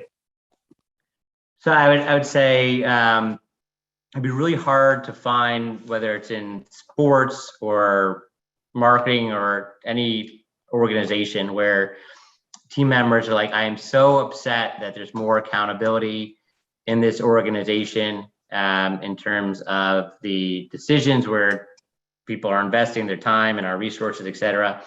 So I think the starting place should always be is how do we maximize the amount of investment and in both dollars and budget resources, you name it, on things that actually will have a model that works for the business, in which it is driving the top and bottom line. And you're trying to do that as much as possible, because at the end of the day, if nothing that you're doing is able to do that, the scale and how long and how much you want to do it is going to have a short life, especially as more and more things are accountable and measurable by comparisons. Now, you don't need perfect measurement and you don't need everything to be profitable right away. There can be a balance of strategic, but I think it's also then saying, and ahead of time, managing those expectations and predicting how much is the right mix of those different objectives and metrics, and having a really high bar, and the onus on the person bringing in a new KPI, that is something that it's worth using and doing. What you find with any ad buying platform and algorithm, or any operation of a large group of people, and they're thinking about how do I spend my time. If you put in a objective or a goal and you start with that and it's the wrong one and it's really meaningless and it's not driving the business and it's a vanity one, there's so many waterfall implications down the line, both it goes all the way down to morale of people and who are impacting the business and trying to make decisions in the right way when that happens. So I think that's really the way to go. Is one, making sure you have a core and a stable that's connected to the business, because that is the reality of marketing today. And then two, there might be softer metrics that might be predictive of that you might want to use. But there also might be some things that are more strategic and can get funded if you don't do it 100%, but have a certain amount. And you just want to make sure you're differentiating that, but making sure you have enough doing that makes sense from a business, because marketing is not necessarily this uncountable, unmeasurable cost center anymore. It has to be something that is part of and core to driving your business. So that entire well thought answer, geez, I can't believe you didn't use the words click-through rate once in that response. Click-through rate may be a metric that is predictive. I often find that and we're seeing it now with crypto. Some of the things that actually do have value, but wind up having such mass adoption and usage and misusage, can get a bum rap. But at some point, there are people that are just not talking about how they're using it or how they're doing it the right way, or talking about leveraging it. So I think with everything that really gets made fun of and seems absolutely silly and wrong, there's a starting point and a smaller group that may have started and are actually driving a lot of value from it. So I don't think it's end all be all, but I bet there are folks using clicks in ways that those who are anti all everything to do with click are missing out on. Totally. To Rachel Pasqua, Dana Moon on our team seeing this live, when we start using the analogy of click-through rate in crypto, we will be sourcing Paul Gelb, InfoSum, and Brand There you go. Innovators right here. That's brilliant. One last question before we get out here, Greg, if you don't mind, just looking at a good one from Kwame here, and this is certainly something that should be pretty much copy paste for every panel for I don't know, forever. What is Paul? Can you speak to what Bear is doing to serve the underserved communities? And we've all seen through the last, let's call it 15 months, an appropriate uptick of awareness, interest, decision, and some action. Quoting Alec Baldwin and Glenn Ross, and knowing the marketing funnel like we all do, around better focusing on DE&I initiatives. Ironically, pun intended, not everyone that came out with proclamations, whether they're holding companies or others, have done the identity, attribution, and measurement yet to actually keep score on how they're doing against those press releases that were mentioned. A few have and are worthy of praise and appreciation that they've followed up and actually done what they've said they're going to do, and not just given lip service like so many have over the years. But can you speak at all to where that initiative sits within Bear Global, and how DE&I efforts weave into everything that you're doing and that you've spoken wonderfully about today with us? So I think one of the really rewarding parts about working at Bear is being able to use what is a very niche and technical expertise to deliver on goals and impacts and at scale that really is beneficial to the community that we live in and the world on pretty large goals. I will say, live in New Jersey right now. There was a time that Facebook and Mark Zuckerberg wrote a pretty large check to the Newark school system and just went right into action. And I think it's pretty well known and reported on follow-ups that not very much happened with that pretty significant and really quick to be executed action. So I think, again, while you should look at corporations and what they say versus what they do, but I would not undervalue the need to have clear metrics and goals first, and starting out with what the problem is and what the metrics are going to be to how you're addressing it, then looking at ways that you can measure and track is your investment working, how to optimize it, and then being transparent again with your customers and the community in which you're a player in on how you're doing against those goals. I think Patagonia has probably set the benchmark there in terms of being incredibly transparent on its impact on the environment. So what I think you'll see is that if you read our earnings report, there have been goals set in this area as well as in sustainability. Talking to HR and global and various executive stakeholders in both these areas, it's top in terms of priority and attention and focus, and recent announcement on a significant investment made in sustainability and our impact on the environment today. And I think you're going to be hearing more and more about DE&I now that we've set the metrics and are similarly putting a lot of those things in motion. It's just the sustainability I kicked off first, and we're a big ship and a big company, and once you get in the right direction, it can do a lot of good things, particularly if there's a port where it can dock and unload. But I think setting those metrics and everything I've seen today, preparing the company to come through and follow through, we're seeing with sustainability, and you'll see down the line in this area as well. Great stuff. As we know, and say all the time in sales, but also in life, it's all about the follow-up. It's all about the next steps and doing what we say we're going to do. Great points there. Greg, anything else for our esteemed guest here, or I think you covered quite a bit. Yeah, no, Paul, this is great. I really appreciate your time, and I think it was very insightful. So thank you very much. And thanks, Matt, for helping set this up. Thank you for having me. And everyone else, feel free to reach out on Twitter or LinkedIn or whatever. If I didn't get to a top area, always happy to chat and meet new people and discuss topics like this. Yes. Thanks, everyone. Thank you. Yeah. Thank you, Paul. Thank you, Greg. Thanks, Matt. Yeah. Crypto, the CTR of currency, or CTR, the crypto of measurement. Yeah, we're gonna have some fun with that. You can't spell crypto without, or you can't spell CTR without crypto and really opaque. Anyway, we'll come up with some other stuff. We'll workshop it.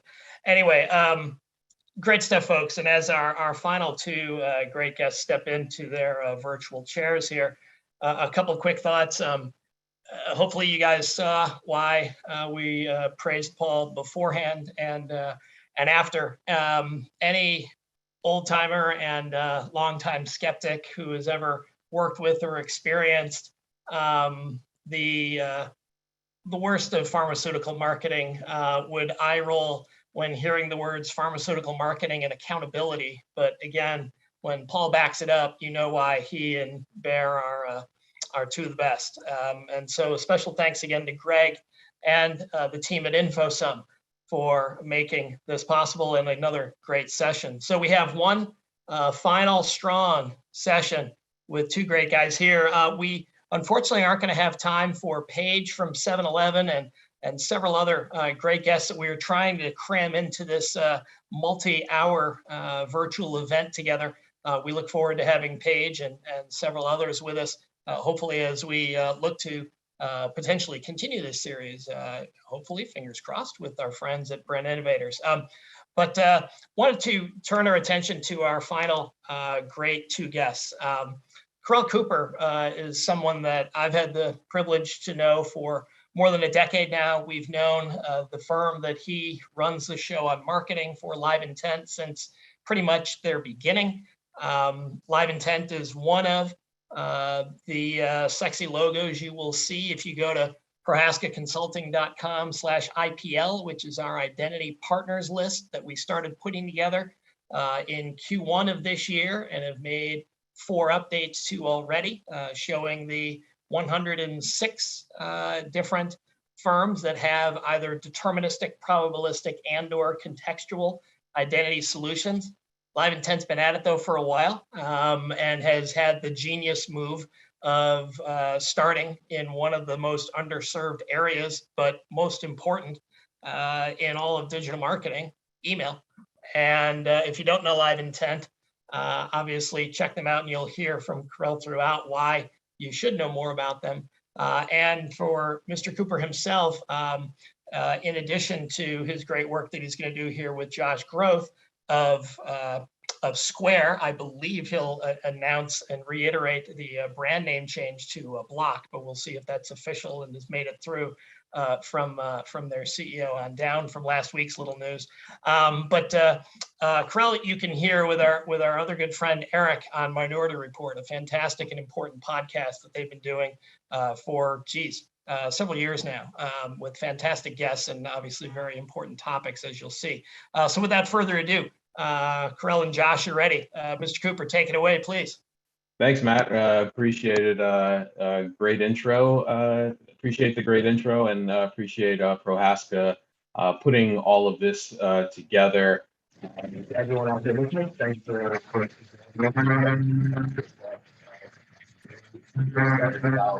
conversation that Josh and I are going to have around balancing data creative as it relates to the future of identity attribution and measurement. But before we get into that, just again, just quick intros. Matt gave me a great intro already, but my name is Carl Cooper, CMO at Live Intent. For those of you who are not familiar with Live Intent, we operate a people-based marketing platform that leverages the power of email to help publishers and advertisers acquire, retain, and monetize their audience. And I'm going to throw it over now to my great guest here, Josh, to do a quick intro on himself. Josh, take it away. All right. My name is Josh Groth, and I'm the Vice President of Global Performance Marketing here at Block, working on the Square business now, which is a weird thing to say and get used to with the name change. But it's just great to be here. Just a little bit about me. I started out actually on the brand side of things, and I spent most of my lifetime on the paid and the performance side. And I spent a lot of that in e-commerce and D2C. And I had the awesome opportunity to kind of come over and bring that playbook over to Square and financial services. So really excited to be joining you today and talking about identity and measurements and pixels and all the above. Yeah, and let's go ahead and jump right into the conversation. So obviously, a lot going on in our space today. The conversation around third-party cookies, mail privacy protection, you name it, it's going on. And I think the way we target and reach our customers is obviously changing, right? And will continue to change in the months ahead. And part of that is sort of losing some of the signal that we've relied on for a very long time, right? And so with that in mind, how do you think about channel diversification? How do you think about it today, but also how are you thinking about it in the future as well, too? I love this as a first question. It's actually kind of like two questions in one. I'm more like, what's the state of play right now with identity and tracking and measurement? And then what are those implications for the now what? See the first part, I think we have to accept the inevitable. Change with privacy and tracking has happened, will continue to happen, will continue to evolve. iOS 14.5 ripped that Band-Aid off. Then there was the CCPA, or California Consumer Privacy Act. But if you're looking at like reading the tea leaves of like the direction that things are going, there's something like a dozen different states that have similar legislation up that would be mimicking what California has done. So you can just infer that like more change is going to happen. And, if you're being retrospective and lamenting about the way things were, that's, one approach, but it doesn't really do us any good. I think we're at that stage where you have to embrace like our new reality and figure out like, what is that appropriate path forward? And that's where I've really seen that kind of like bifurcation of how people have been accepting of this change, where you do have like the majority of people who are talking about like, oh, I remember what CPAs were like, or I remember what my CPMs were like, and look at what's happened. You can also flip that on its head and look at it as an opportunity. And what I mean by that is privacy changes have like leveled the playing field for all advertisers. Like we're all in this together in terms of like figuring out like, what are those next steps? What is the path forward? How do we now approach measurement and targeting? Are there different workarounds for pulling different types of levers like creative and things like that? So be opportunistic, because if you can figure out your ways to start, reducing those media costs and improving performance again, while your competitors are kind of still stuck in a rut trying to figure out what's going on, well, then you've got a competitive advantage. And that's the way and the direction I'm trying to push my team. And I think what's interesting about this is if you kind of look at like digital marketing over the last like 10 or so years, it's kind of been easy, not in the fact that it's easy to implement the things that everyone is doing globally, but easy in the fact that if you wanted to connect all the dots from ad impression to conversion, you could do that. And it made it really easy to quantify the impact of every single dollar that you're spending in marketing. And I think what that led to is this overweighting and over-indexing on digital platforms that allowed for that, like Facebook and Google. And all of a sudden you went from having maybe a more balanced portfolio to leaning way more heavily and become more reliant on those channels where you could get access to that amazing signal. I mean, just look at every D2C brand that we've ever had. Companies with no brand awareness. You have a niche new product for a niche new industry, and you can go to Facebook and the literal sales pitch I had when I was there was, we'll find the right person for you at the right time for the lowest possible cost. And like, it worked really well. And then those companies turned into massive, massive, massive companies. And it worked because you could lean on those algorithms. And I think now we're at this point in time where all of a sudden, like, it's not going to be so easy. It's going to change. You're going to have to figure out what your new tactics are, new approach to marketing and growth overall. And that's where that second part of your question comes in, which is, channel diversification. The first question at the tip of everyone's tongue. I like to joke that channel diversification is usually like the shiny object syndrome, where people always want to go and stand up a new marketing channel. I think before figuring out like what new channel you want to move into, you kind of need to take stock of where you are and what are your blind spots and what are your current limitations. And then going forward, are those going to be exacerbated, or do you have a way to start mitigating that risk? So don't just go and stand up a new channel for the sake of a new channel. So my guess is that many of the people on this call, my old clients included, had a major overweighting in Facebook and Google.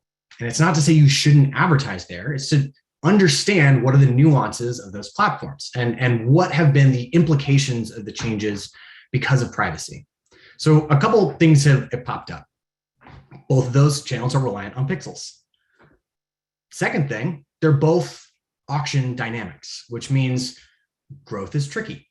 If you want to compete and like grow more, you're going to have diminishing returns. And the more competition there is, the higher those prices get.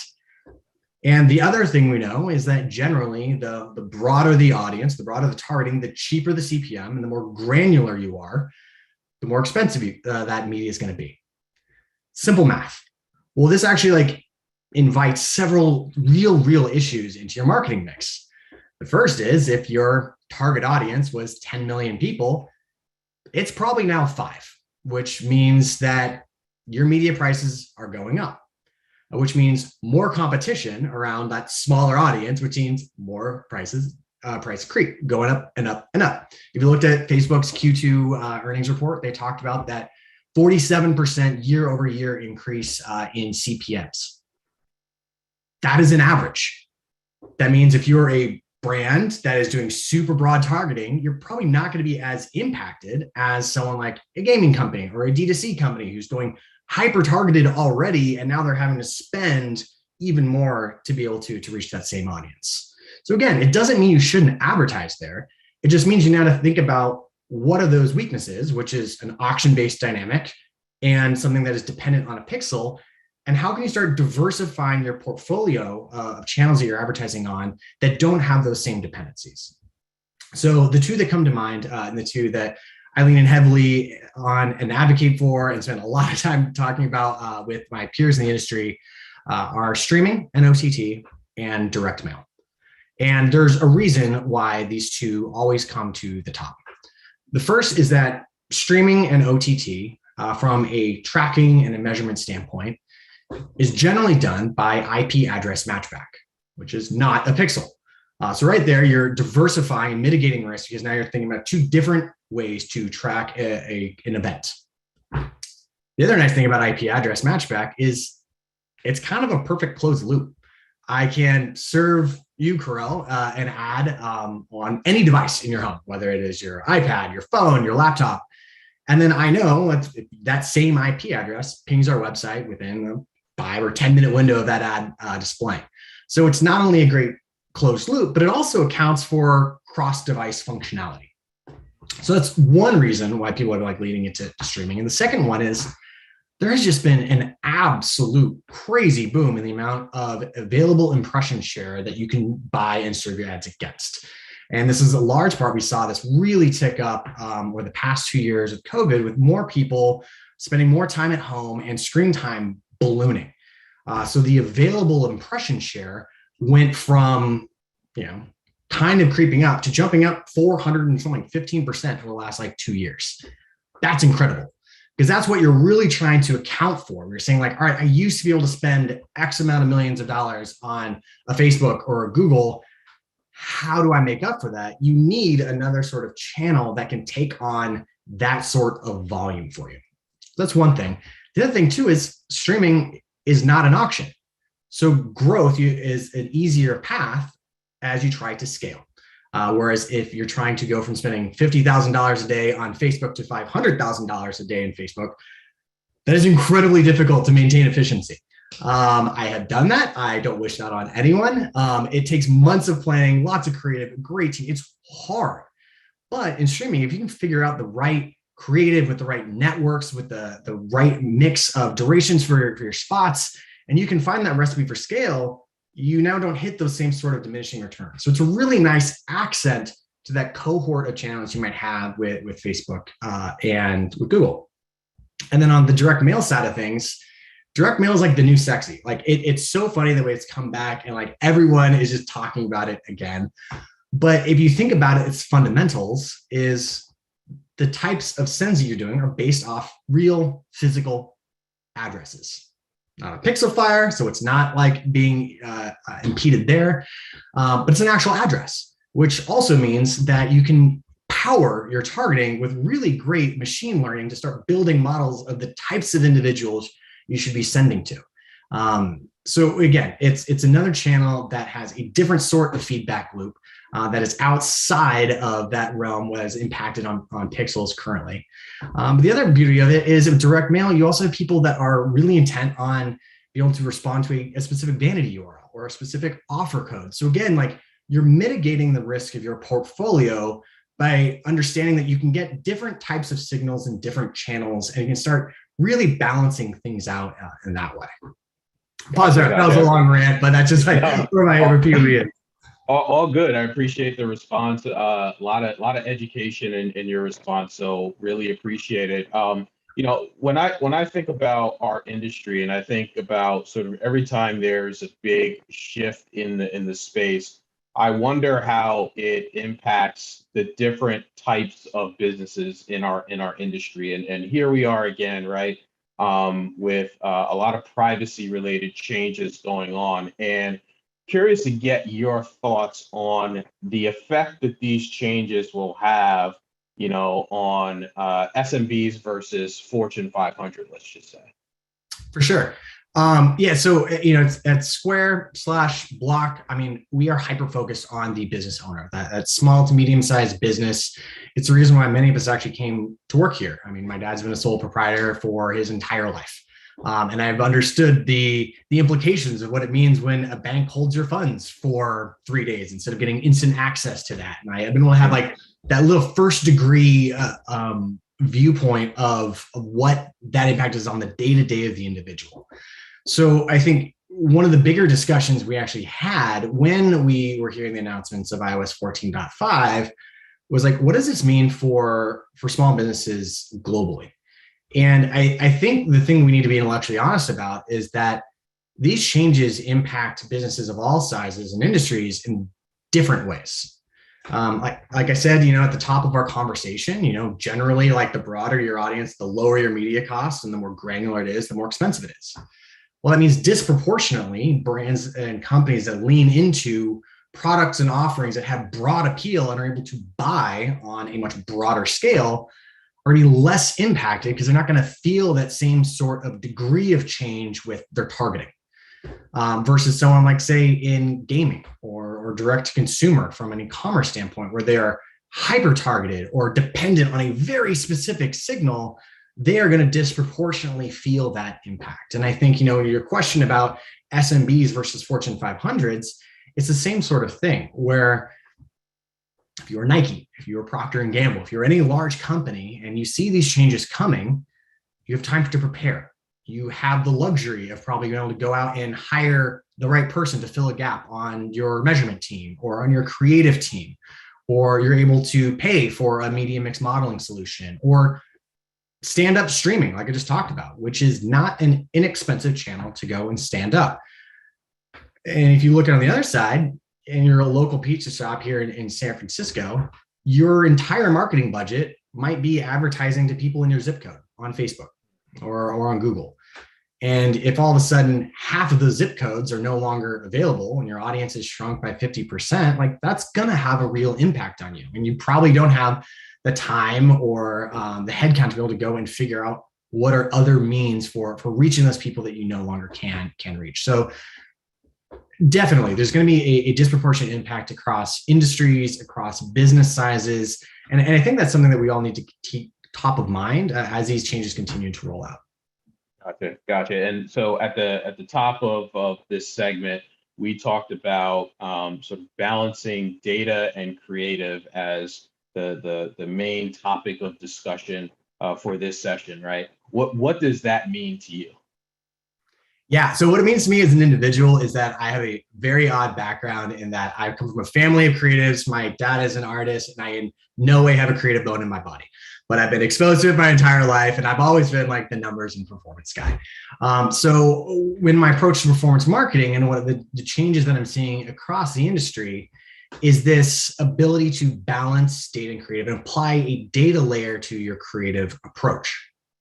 So think about it in terms, again, of your risk mitigation plan. Right now, bunch of changes to privacy. You need to rebalance your portfolio, and you still need to execute across optimizations for today. So that longer term solution is things like channel diversification. That takes a lot of effort. You can't just go and stand up streaming overnight or you do a direct mail send. I mean, that usually has a minimum of a 3-month lead time to print. You should be doing that. You should be thinking long-term about the next 2, 3, 4 quarters out of like, what are the channels you need to test into that balance out that portfolio? But in that near term, especially on like the performance side of things, like the tendency is to think about optimizations purely from an intra-platform publisher standpoint. I am changing my targeting, I am augmenting my bids, whatever it might be. But you're thinking about it from like that specific tactical lens. But the real lever that is almost never being pulled is understanding what specifically is inciting action from your core consumer and getting to that creative component that is inciting that action. You can do that by iterating on your creative at a more rapid pace. And, I like to think a lot of this as the late, great Virgil Abloh would talk about with his approach to fashion. And he was like, famously he was talking about like the rule of 3%. If you change something in its entirety, like the Jordans he was working on, it is a new product if you change something by just 3%. And I think like that is the type of lens that we need to have on the day-to-day. Like, rather than thinking about these changes, like how do I overhaul my approach to this or that? It's like, no, like how can I start rolling out tests that are slightly augmenting something, but giving me enough signal to understand if this is improving performance or decreasing performance, or this is improving lifetime value or not. And those are the types of things you need to start like iterating on and working out as muscle in that near term, because that is how you have like a balanced approach to growth over time. So staying on that same note and theme, give us a real example of balancing data and creative. Yeah, absolutely. So this is something I'm super passionate about, and something that I kind of stumbled into in my time when I was working at Facebook. And when I was there, Facebook was an image-first platform, which was awesome for a performance marketer because you could go and take 1,000 images of something and you could throw it at the wall and 3 would work. And you're like, great. My sunk cost for the other 997 was a couple $100 or a couple thousand, but whatever. But it's not going to ruin your overall CPA for the month if the vast majority of those things don't work. And then overnight, all of a sudden, it's a video first feed. Well, that's really intimidating to a performance marketer, because now you're talking about something that has a really high sunk cost and also gives you less variability of things to test. And you're looking at people that are spending $50, $100,000+ on a video shoot, and they got 1 or 2 assets to show for it. And if neither of those things work, well, then what? What have you learned? So I started working with a few of my buddies who had worked with Facebook, and they're out on the agency side. Like, okay, like how do we start figuring out how to actually put a performance lens on video? And it starts by acknowledging the fact that like our current approach to video is kind of broken for performance, because again, you're looking at usually a couple assets, one 30-second spot versus another 30-second spot, and they're holistically different. From the scripting to the tonality to the lighting to, is it product first or is it in situ? There are 1,000 different variables at play. So even if one wins out, you don't know why it won out. And the bigger problem is that the one inherent truth of marketing is that everything hits ad fatigue. So then once that ad that you found no longer is performant, what do you then go back and replace it with? So what we started to do is, rather than shooting into a spot with one lens in mind and one 30-second like arc, what we do is we go and we basically build a content library of like 2, 3, 4-second clips, and we shoot hundreds of them, where we would look at how to like capture every moment in time experiencing your brand or product, from looking at it online, discovering it online, to an unboxing moment of how you might be using it with your kids. We would shoot close-ups with hands versus the pan-outs of lifestyle. And what we did then is we nipped it in the bud in terms of like our upfront cost. And now we have all this super rich videography and like video assets where we can start stitching things together in post-production and actually isolate variables. Well, now we can look at like what happens when we change this end card to end card B. What happens when we open up on the product versus a family? What happens when we start looking at a 7-second versus a 10-second versus a 15-second versus a 20? And you can start understanding the specific part of a video that is inciting action. And this is exactly like what we are doing and building out here at Square. And we went from, when I joined, I think we were producing about a performance video every single year, to we are producing thousands of unique videos and testing them every single year. And it is a machine, and is with this idea of A's Moneyball baseball, where like I'm not looking for a home run of trying to understand like, how did I cut my performance costs by 50% with this one video versus the other video? What we're looking for is like, how do I find a 3% win rate on my intro? How do I stack that with a 5% win rate on my outro? How do I get like the bigger unlock of like, which value props should we be leaning into? Which order should we be speaking about those value props? Do people even care about seeing other people, or actually is it the product they care more about? And we lean into and only show product shots. Does that improve performance?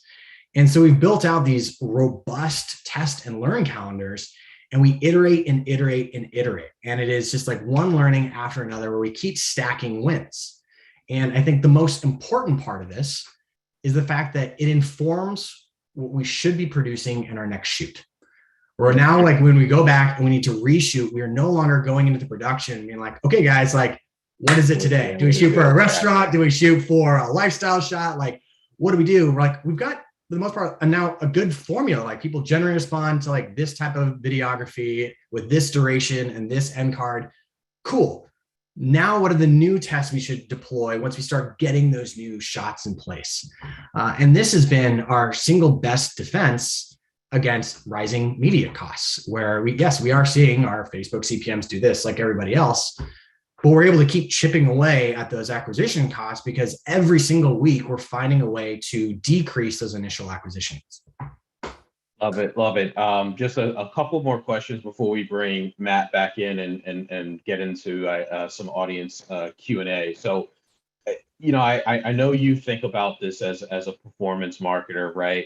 With the sort of evolution of, again, identity, attribution, and measurement that's going on in our space, and what you just talked about from a testing perspective. I feel like as the industry continues to evolve, marketing has to obviously evolve with it. Therefore, the skills that you are looking for, to hire for, to build out your team as a marketer are evolving too. Can you speak a little bit about sort of what you think about and how you go about hiring and building out a team today, knowing that, you know, our space continues to evolve? Yeah, absolutely. So the profile of an individual is completely changing. You know, again, you know, we looked at like where we've been for the last 10 years, like digital marketing was easy to connect those dots. And I think a repercussion of that was that performance teams started hiring heavily on the quant side of things, and brand teams went heavily on the creative side of teams, and they became more and more siloed in most organizations. And now what we're seeing is those things are converging again. And all marketers across brand, content, performance, wherever they might sit within an organization, need to be able to think about the implications of the media that they're putting out, and how they might be able to layer on a creative strategy to their targeting, and how that might marry and mimic what we're doing on the brand front, and pulling people all the way through that funnel to make sure that they're getting that consistent type of messaging throughout. And I think the other big thing is looking at moving at a more agile pace and using marketing as your real-time focus group to update all parts of your brand's footprint, from your website to your content to whatever it might be. You know, when we enter a new market, like we entered Ireland earlier this year, our PMMs are phenomenal, and they do all the upfront research around what is the total addressable market, who are the biggest competitors, like what are the biggest differentiators, and you have all these great hypotheses about like what's going to resonate. But then what's really awesome is when you start going in with like your brand strategy and performance strategy, you start testing this in real time. You're like, actually, people in Ireland are really responding to this, not that. Great. Now that we have that learning, let's go and update the landing page, and let's go and update the lead like flow, and have that trickle through, and having that fully closed loop where people are working in tandem together, where it's not a content team in isolation and a brand team and a performance team in isolation. And that requires a different sort of skill set, both, again, being able to understand consumer psychology, to creative and data, and be able to measure everything, irregardless of what team you're on. But then also, too, those interpersonal skills and be able to like work cross-functionally with others. Because again, this work is no longer happening heads down at a desk. It is, hey, this is what I'm doing and what I'm seeing. Like, are you seeing the same thing? Is there a way that these two things can be complementary? Like, and then start riffing that way. And I think it's fun because I think it's breaking down those barriers that have historically stood in a lot of organizations, and has been a great forcing function to allow people to start coming together and really understand why someone is buying their product or service, and then be able to use that to deliver on an even better experience for the core customer. Yeah, I love your point about sort of the silos within an organization are coming down, and it's so true. If you are going to build a holistic strategy as it relates to, you know, first party audience, it takes many different teams to do that. So love that point. All right, one last question before we bring Matt back in for some additional Q&A. Give us a marketing prediction for 2022.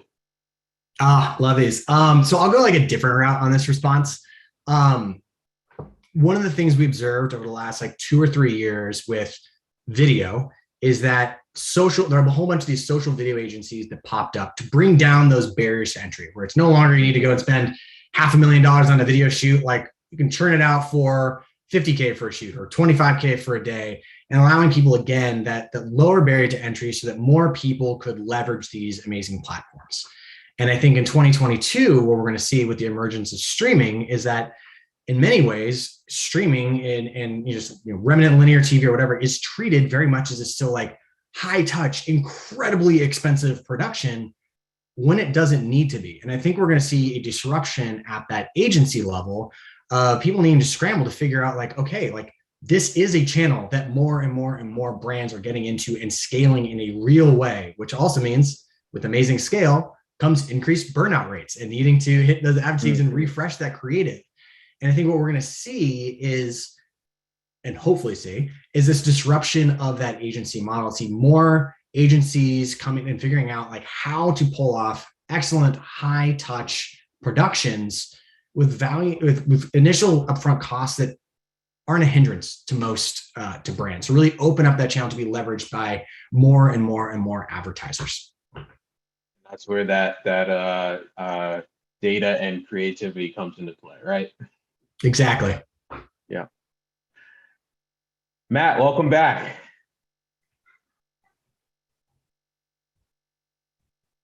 You're on mute, Matt. Yeah, it's hilarious how wonderfully timed the Wi-Fi in the hotel knows when I'm 30 seconds from jumping back on, to then say, well, why don't we slow it down here on this guy. Great stuff. Josh, hopefully if you can, great stuff, Carell, thank you. 2 relatively quick questions, Josh. One, as a fellow son of an artist to another, one about your past, one about your present, both related. So since you were organizationally and probably literally in the same room with Zucker and Cheryl at the Facebook, as you mentioned, and folks can see on your LinkedIn, what do you think is going to happen when it comes to identity attribution and measurement between the two of them and Timmy Cook? And what's the next move on the chessboard for each of them, would you say? Well, I mean, I think all publishers are now kind of like digging in and putting up their own walls. And I think that's what we're going to see. And I think what we're going to need to lean into is this kind of like triangulation of measurement, where you're looking at your list studies that are happening within any publisher's channel.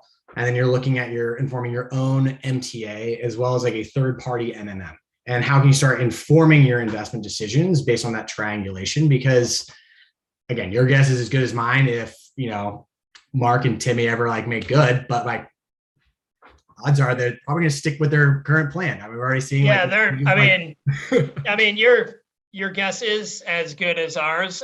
They're both incentivized in their DNA and by their shareholders to continue to crush each other and try to one up each other in terms of tagging and bagging, right? Yeah, but at that point, I think what we're seeing is like some really cool stuff happening with emergence, like what the trade desk is doing. We're trying to figure out like their own modeling. Roku is working on some great stuff around their own identity attribution model. And I think what we're going to see is like a lot of these other companies coming up and converging together to try and help solve for this more like anonymized measurement problem, which I think is healthy for the industry to have more people helping out trying to solve for that. Yep. In a related story, Square/Block obviously has some positioning with this little service called Apple Pay. Do you, given your remit leading global performance marketing, do you see a world where Block is leveraging purchase and intent behavior to appropriately and in an opt-in way better personalize marketing to power global marketers? Yeah, so it's probably not something I can get like too deep into, but what I'd say is that we have a phenomenal marketing team here at Square. We have like a best-in-class analytics team that supports everything we do from the brand team, from the content team, from the performance team. And I think like what we're really focused on too is ensuring that we are best equipped to adapt with changes in privacy, changes with legislation, and making sure that we are figuring out a path forward that makes sense for our media dollars and that helps us grow to the scale that we want to grow. And a lot of this, again, kind of like what I said at that top of the call, is we're all figuring this out together. And that means like retweaking those MTAs and asking colleagues of the companies about like, which other measurement solutions are they leaning into for MMM and things like that. And I think, all marketing teams will have a long way to go in really honing that strategy and understanding how best to reach their core consumer. But I think that is where creative really comes to the top of this, is because I think we had that over reliance on signals. So it was like, great, just throw anything at anyone and hope that they click. And now it's pushing us as marketers to get smarter about why someone actually gives a damn about our product and how does it help the end user. And I think about that with when I actually helped move my dad and his business over to a lot of Square's products, and I saw the pain points of not being able to send invoices in a timely manner, or huge fees that his credit card holders were charging him on top of his payments, to not getting access to his money when he needed to, like in real time. And understanding what is relevant and inciting action for consumers also helps then inform our business decisions of how to keep improving products to make sure that we are showing up and providing real solutions that improve people's lives and improve people's businesses, because that is that flywheel over time. It doesn't matter how great your marketing is. You got to make sure that you're marketing something that people truly need, and how do you keep iterating on that? Well said. So product launch, in 10 days? Did I hear something like that? No. Very nice. Well said as well, and thoughtful as always. Karel, anything else for this esteemed guest? No, that's all the questions that I had, and Josh, really appreciate you taking some time out and like I said, providing some great insights and education. You got it. Well, thank you so much for having me. I really appreciate the time. Great stuff. Thanks, Josh. Thank you, Karel. And again, thanks to Live Intent, Jason and the whole crew there around the world that we've been privileged to work with, and great to have them here with us and Brand Innovators. So that is an official wrap for our for our guest speakers in this extra long, extra spicy version of the Brand Innovators sessions. A quick promotion for Brand Innovators. And if you don't know already, you should. And everybody who joined here should be getting daily emails now, seeing all the fantastic sessions, like daily, literally daily, from Brand Innovators. 2 more great sessions coming up in the next 2 days. So check your local listings, as linear TV people used to say way back in the day. A couple final thoughts before we wrap here and say thank yous. You know, it was a couple sayings. Folks realize that cliches only become cliches when they're told about 1,000 straight times. And you know, the famous line from the fantastic management leader Peter Drucker talking about culture eating strategy for breakfast. It was good to hear pretty much across the board that the same line that we say all the time when we help our clients with tech, targets, and talent. The tech and the targets are relatively easy to set up or optimize or make better in this great new world we're entering or are already in right now.